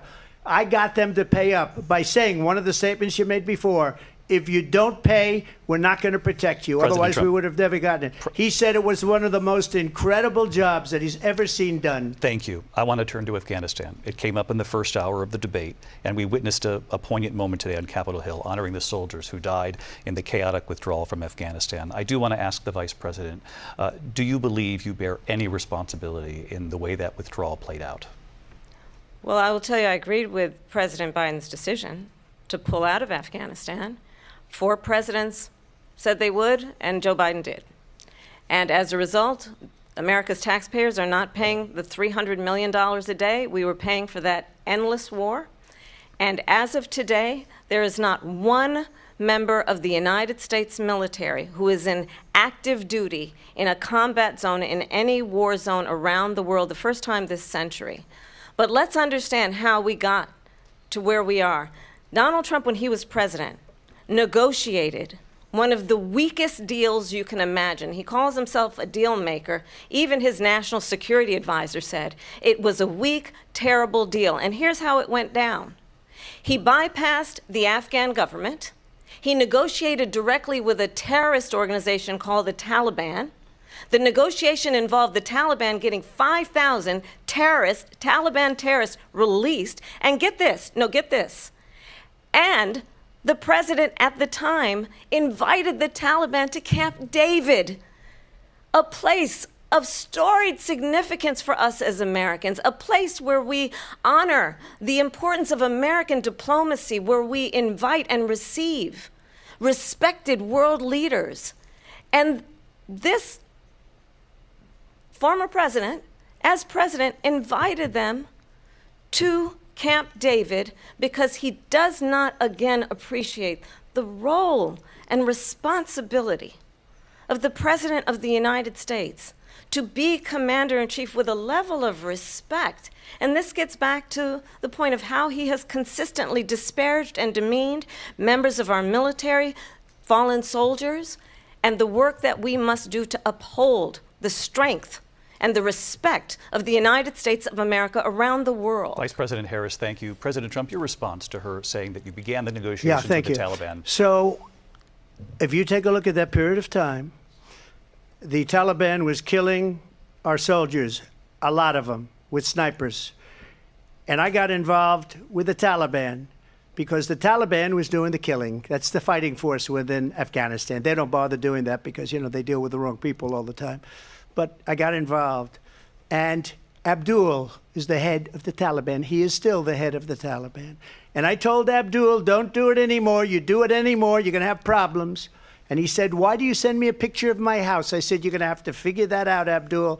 And for 18 months, we had nobody killed. We did have an agreement negotiated by Mike Pompeo. It was a very good agreement. The reason it was good, it was we were getting out. We would have been out faster than them, but we wouldn't have lost the soldiers. We wouldn't have left many Americans behind, and we wouldn't have left $85 billion worth of brand new, beautiful military equipment behind. And just to finish, they blew it. The agreement said you have to do this, and they didn't do it. They didn't do it. The agreement was terminated by us because they didn't do what they were supposed to do. I want to move on. And these people did the worst withdrawal, and in my opinion, the most embarrassing moment in the history of our country. And by the way, that's why Russia attacked Ukraine, because they saw how incompetent she and her boss are. President Trump, thank you. I want to move on now to race and politics in this country. Mr. President, you recently said of Vice President Harris, quote, "I didn't know she was black until a number of years ago when she happened to turn black, and now she wants to be known as black." I want to ask a bigger picture question here tonight. Why do you believe it's appropriate to weigh in on the racial identity of your opponent? I don't, and I don't care. I don't care what she is. I don't care. You make a big deal out of something, I couldn't care less. Whatever she wants to be is okay with me. But those were your words, so I'm I asking. don't know. I mean, all I can say is I read where she was not black, that she put out, and I'll say that. And then I read that she was black, and that's okay. Either one was okay with me. That's up to her. That's up to her. Vice President Harris, your thoughts on this? I think it's, I mean, honestly, I think it's a tragedy that we have someone who wants to be president who has consistently, over the course of his career, attempted to use race to divide the American people. You know, I do believe that the vast majority of us know that we have so much more in common than what separates us, and we don't want this kind of approach that is just constantly trying to divide us, and especially by race. And let's remember how Donald Trump started. He was land, he owned buildings, and he was investigated because he refused to rent property to black families. Let's remember, this is the same individual who took out a full-page ad in the New York Times calling for the execution of 5 young black and Latino boys who were innocent, the Central Park 5. Took out a full-page ad calling for their execution. This is the same individual who spread birther lies about the first black president of the United States. And I think the American people want better than that, want better than this, want someone who understands, as I do, I travel our country. We see in each other a friend. We see in each other a neighbor. We don't want a leader who is constantly trying to have Americans point their fingers at each other. I meet with people all the time who tell me, can we please just have discourse about how we're going to invest in the aspirations and the ambitions and the dreams of the American people? Knowing that regardless of people's color or the language their grandmother speaks, we all have the same dreams and aspirations and want a president who invests in those, not in hate and division. Vice President Harris, thank you. Lindsay? President Trump, this is now your 3rd time. This is the most divisive presidency in the history of our country. There's never been anything like it. They're destroying our country, and they come up with things like what she just said, going back many, many years, when a lot of people, including Mayor Bloomberg, agreed with me on the Central Park 5. They admitted, they said, they pled guilty. And I said, well, if they pled guilty, they badly hurt a person, killed a person ultimately. And if they pled guilty, then they pled, we're not guilty. But this is a person that has to stretch back years, 40, 50 years ago, because there's nothing now. I built one of the greatest economies in the history of the world, and I'm going to build it again. It's going to be bigger, better, and stronger. But they're destroying our economy. They have no idea what a good economy is. Their oil policies, every single policy. And remember this, she is Biden. You know, she's trying to get away from Biden. I don't know the gentleman, she says. She is Biden. The worst inflation we've ever had, a horrible economy because inflation has made it so bad, and she can't get away with that. Thank you. Your time is up, Lindsay. I want to respond to that, though. I want to just respond briefly. Clearly, I am not Joe Biden, and I am certainly not Donald Trump. And what I do offer is a new generation of leadership for our country, one who believes in what is possible, one who brings a sense of optimism about what we can do instead of always disparaging the American people. I believe in what we can do to strengthen our small businesses, which is why I have a plan. Let's talk about our plans and let's compare the plans. I have a plan to give startup businesses $50,000 tax deduction, to pursue their ambitions, their innovation, their ideas, their hard work. I have a plan, $6,000 for young families for the first year of your child's life, to help you in that most critical stage of your child's development. I have a plan that is about allowing people to be able to pursue what has been fleeting in terms of the American dream by offering a help with down payment of $25,000 down payment assistance for first-time home buyers. That's the kind of conversation, I believe, David, that people really want tonight, as opposed to a conversation that is constantly about belittling and name-calling. Let's turn the page Vice President and move Harris, forward. Thank you. Let's turn to policy. President Trump, we have to move on. President Trump. Let's turn to policy, please. She has a plan to defund the police. She has a plan to confiscate everybody's gun. President Trump, she we has do a have to plan move on to not other allow issues. fracking in Pennsylvania or anywhere else. Okay. That's you, what Mr. her President. plan is until just recently. I just need Lindsay, to go ahead. respond President because Trump- no, the President former Trump- president has said No, I'm something sorry. twice that I need to respond to. I'm sorry. I We're just going need to move respond on, Vice one President time Harris. to what he President has said Trump, this multiple is times. now your Yes. third time running for president. You have long vowed to repeal and replace the Affordable Care Act, also known as Obamacare. You have failed to accomplish that. You now say you're going to keep Obamacare, quote, unless we can do something much better. Correct. Last month you said, quote, we're working on it. So tonight, 9 years after you first started running, do you have a plan, and can you tell us what it is? Obamacare was lousy health care, always was. It's not very good today. And what I said, that if we come up with something, and we are working on things, we're going to do it and we're going to replace it. But remember this, I inherited Obamacare because Democrats wouldn't change it. They wouldn't vote for it. They were unanimous. They wouldn't vote to change it. If they would have done that, we would have had a much better plan than Obamacare. But the Democrats came up. They wouldn't vote for it. I had a choice to make when I was president. Do I save it and make it as good as it can be, never going to be great, or do I let it rot? And I felt I had an obligation, even though politically it would have been good to just let it rot and let it go away. I decided, and I told my people, the top people, and they're very good people. I have a lot of good people in that administration. We read about the bad ones. We had some real bad ones, too, and so do they. They have really bad ones. The difference is they don't get rid of them. But let me just explain. I had a choice to make. Do I save it and make it as good as it can be, or do I let it rot? And I saved it. I did the right thing. But it's still never going to be great, and it's too expensive for people.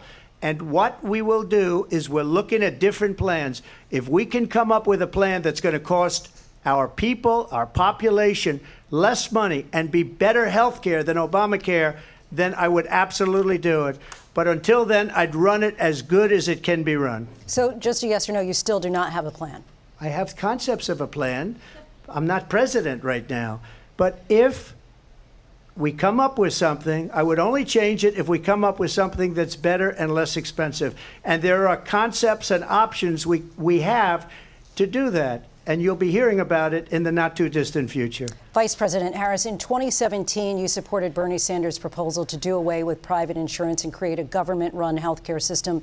2 years later, you proposed a plan that included a private insurance option. What is your plan today?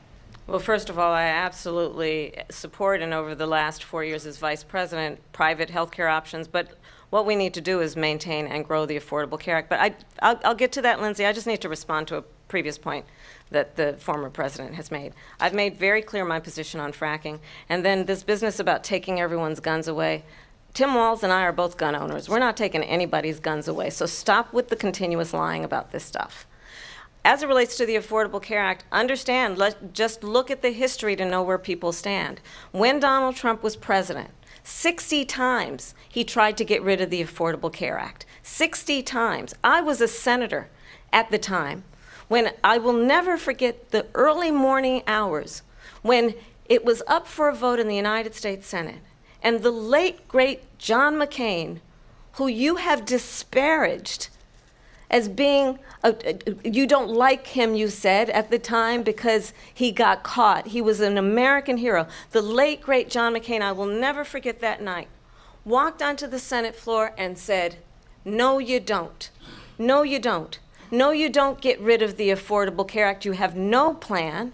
And what the Affordable Care Act has done is eliminate the ability of insurance companies to deny people with pre-existing conditions. I don't have to tell the people watching tonight, you remember what that was like? Remember when an insurance company could deny if a child had asthma, if someone was a breast cancer survivor, if a grandparent had diabetes? And thankfully, as I've been vice president, and we over the last 4 years have strengthened the Affordable Care Act, we have allowed for the first time Medicare to negotiate drug prices on behalf of you, the American people. Donald Trump said he was going to allow Medicare to negotiate drug prices. He never did. We did. And now we have capped the cost of insulin at $35 a month. Since I've been vice president, we have capped the cost of prescription medication for seniors at $2,000 a year. And when I am president, we will do that for all people, understanding that the value I bring to this is that access to health care should be a right and not just a privilege of those who can afford it. And the plan has to be to strengthen the Affordable Care Act, not get rid of it. Vice President Harris, thank you. In terms of where Donald Trump stands on that. I want to move to an issue that's important for a lot of... She made a mistake. Number one, John McCain fought Obamacare for 10 years. But it wasn't only him. It were all of the Democrats that kept it going. And you know what? We can do much better than Obamacare, much less money. But she won't improve private insurance for people, private medical insurance. That's another thing she doesn't want to give. People are paying privately for insurance that have worked hard and made money, and they want to have private. She wants everybody to be on government insurance where you wait 6 months for an operation that you need immediately. President Trump, thank you. We have another issue that we'd like to get to that's important for a number of Americans, in particular younger voters, and that's climate change. President Trump, with regard to the environment, you say that we have to have clean air and clean water. Vice President Harris, you call climate change an existential threat. The question to you both tonight is, what would you do to fight climate change? And Vice President Harris, we'll start with you. 1 minute for you each. Well, the former president had said that climate change is a hoax. And what we know is that it is very real. You ask anyone who lives in a state who has experienced these extreme weather occurrences, who now is either being denied home insurance or it's being jacked up. You ask anybody who has been the victim of what that means in terms of losing their home, having nowhere to go. We know that we can actually deal with this issue. The young people of America care deeply about this issue. And I am proud that as vice president over the last 4 years, we have invested $1 trillion in a clean energy economy, while we have also increased domestic gas production to historic levels. We have created over 800,000 new manufacturing jobs while I have been vice president. We have invested in clean energy to the point that we are opening up factories around the world. Donald Trump said he was going to create manufacturing jobs. He lost manufacturing jobs. And I'm also proud to have the endorsement of the United Auto Workers and Sean Fain, who also know that part of building a clean energy economy includes investing in American-made products, American automobiles. It includes growing what we can do around American manufacturing and opening up auto plants, not closing them like happened under Donald Trump. Vice President Harris, thank you. It didn't happen under Donald Trump. Let me just tell you, they lost 10,000 manufacturing jobs this last month. It's going, they're all leaving. They're building big auto plants in Mexico, in many cases owned by China. They're building these massive plants, and they think they're going to sell their cars into the United States because of these people. What they have given to China is unbelievable. But we're not going to let that. We'll put tariffs on those cars so they can't come into our country, because they will kill the United Auto Workers and any auto worker, whether it's in Detroit or South Carolina or any other place. What they've done to business and manufacturing in this country is horrible. We have nothing because they refuse. You know, Biden doesn't go after people because supposedly China paid him millions of dollars. He's afraid to do it. Between him and his son, they get all this money from Ukraine. They get all this money from all of these different countries. And then you wonder, why is he so loyal to this one, that one, Ukraine, China? Why is he? Why did he get $3.5 million from the mayor of Moscow's wife? Why did she pay him $3.5 million? This is a crooked administration, and they're selling our country down the tubes. President Trump, thank you. Thank you. We'll be right back with closing statements from both of our candidates. An historic night, this ABC News presidential debate from Philadelphia. Back in a moment.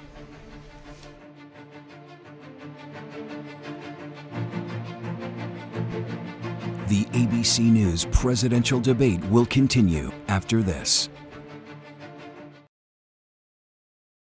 Live from the National Constitution Center in Philadelphia, Pennsylvania. Here again, David Muir and Lindsay Davis. Welcome back tonight. The time has come for closing statements, and Vice President Harris, we begin with you.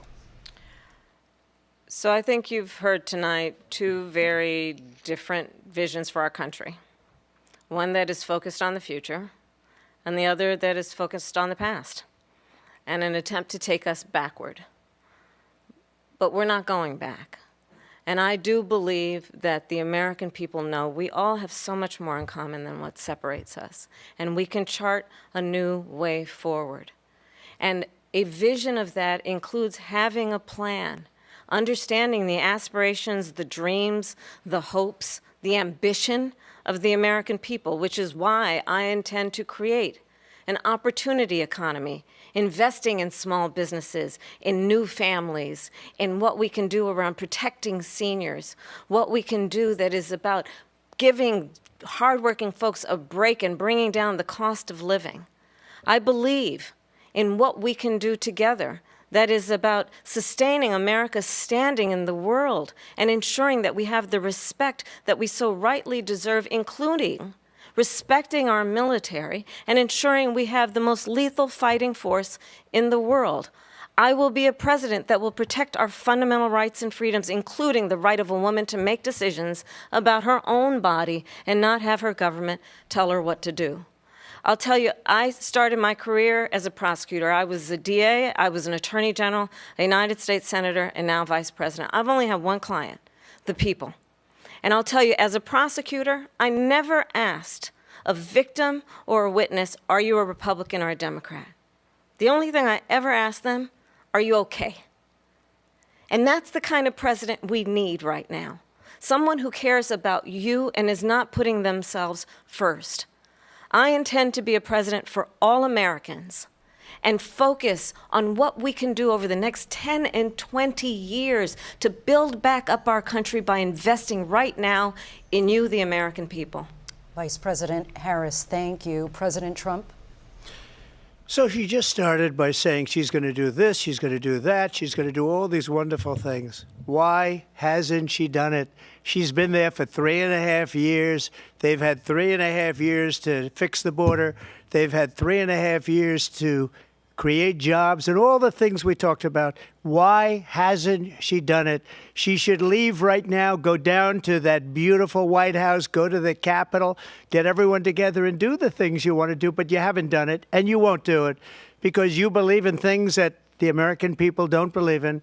You believe in things like we're not going to frack. We're not going to take fossil fuel. We're not going to do things that are going to make this country strong, whether you like it or not. Germany tried that, and within 1 year, they were back to building normal energy plants. We're not ready for it. We can't sacrifice our country for the sake of bad vision. But I just ask one simple question. Why didn't she do it? We're a failing nation.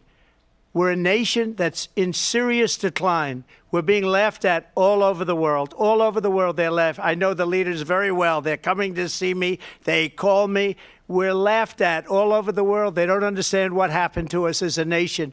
We're not a leader. We don't have any idea what's going on. We have wars going on in the Middle East. We have wars going on with Russia and Ukraine. We're going to end up in a third world war, and it'll be a war like no other because of nuclear weapons, the power of weaponry. I rebuilt our entire military. She gave a lot of it away. to the Taliban. She gave it to Afghanistan. What these people have done to our country, and maybe toughest of all, is allowing millions of people to come into our country. Many of them are criminals, and they're destroying our country. The worst president, the worst vice president in the history of our country. President Trump, thank you. And that is our ABC News presidential debate from here in Philadelphia at the National Constitution Center. I'm Lindsay Davis. And I'm David Muir. Thank you for watching here in the U.S. and all over the world, and from all of us here at ABC News. Good night. Thank you very much. Thank you.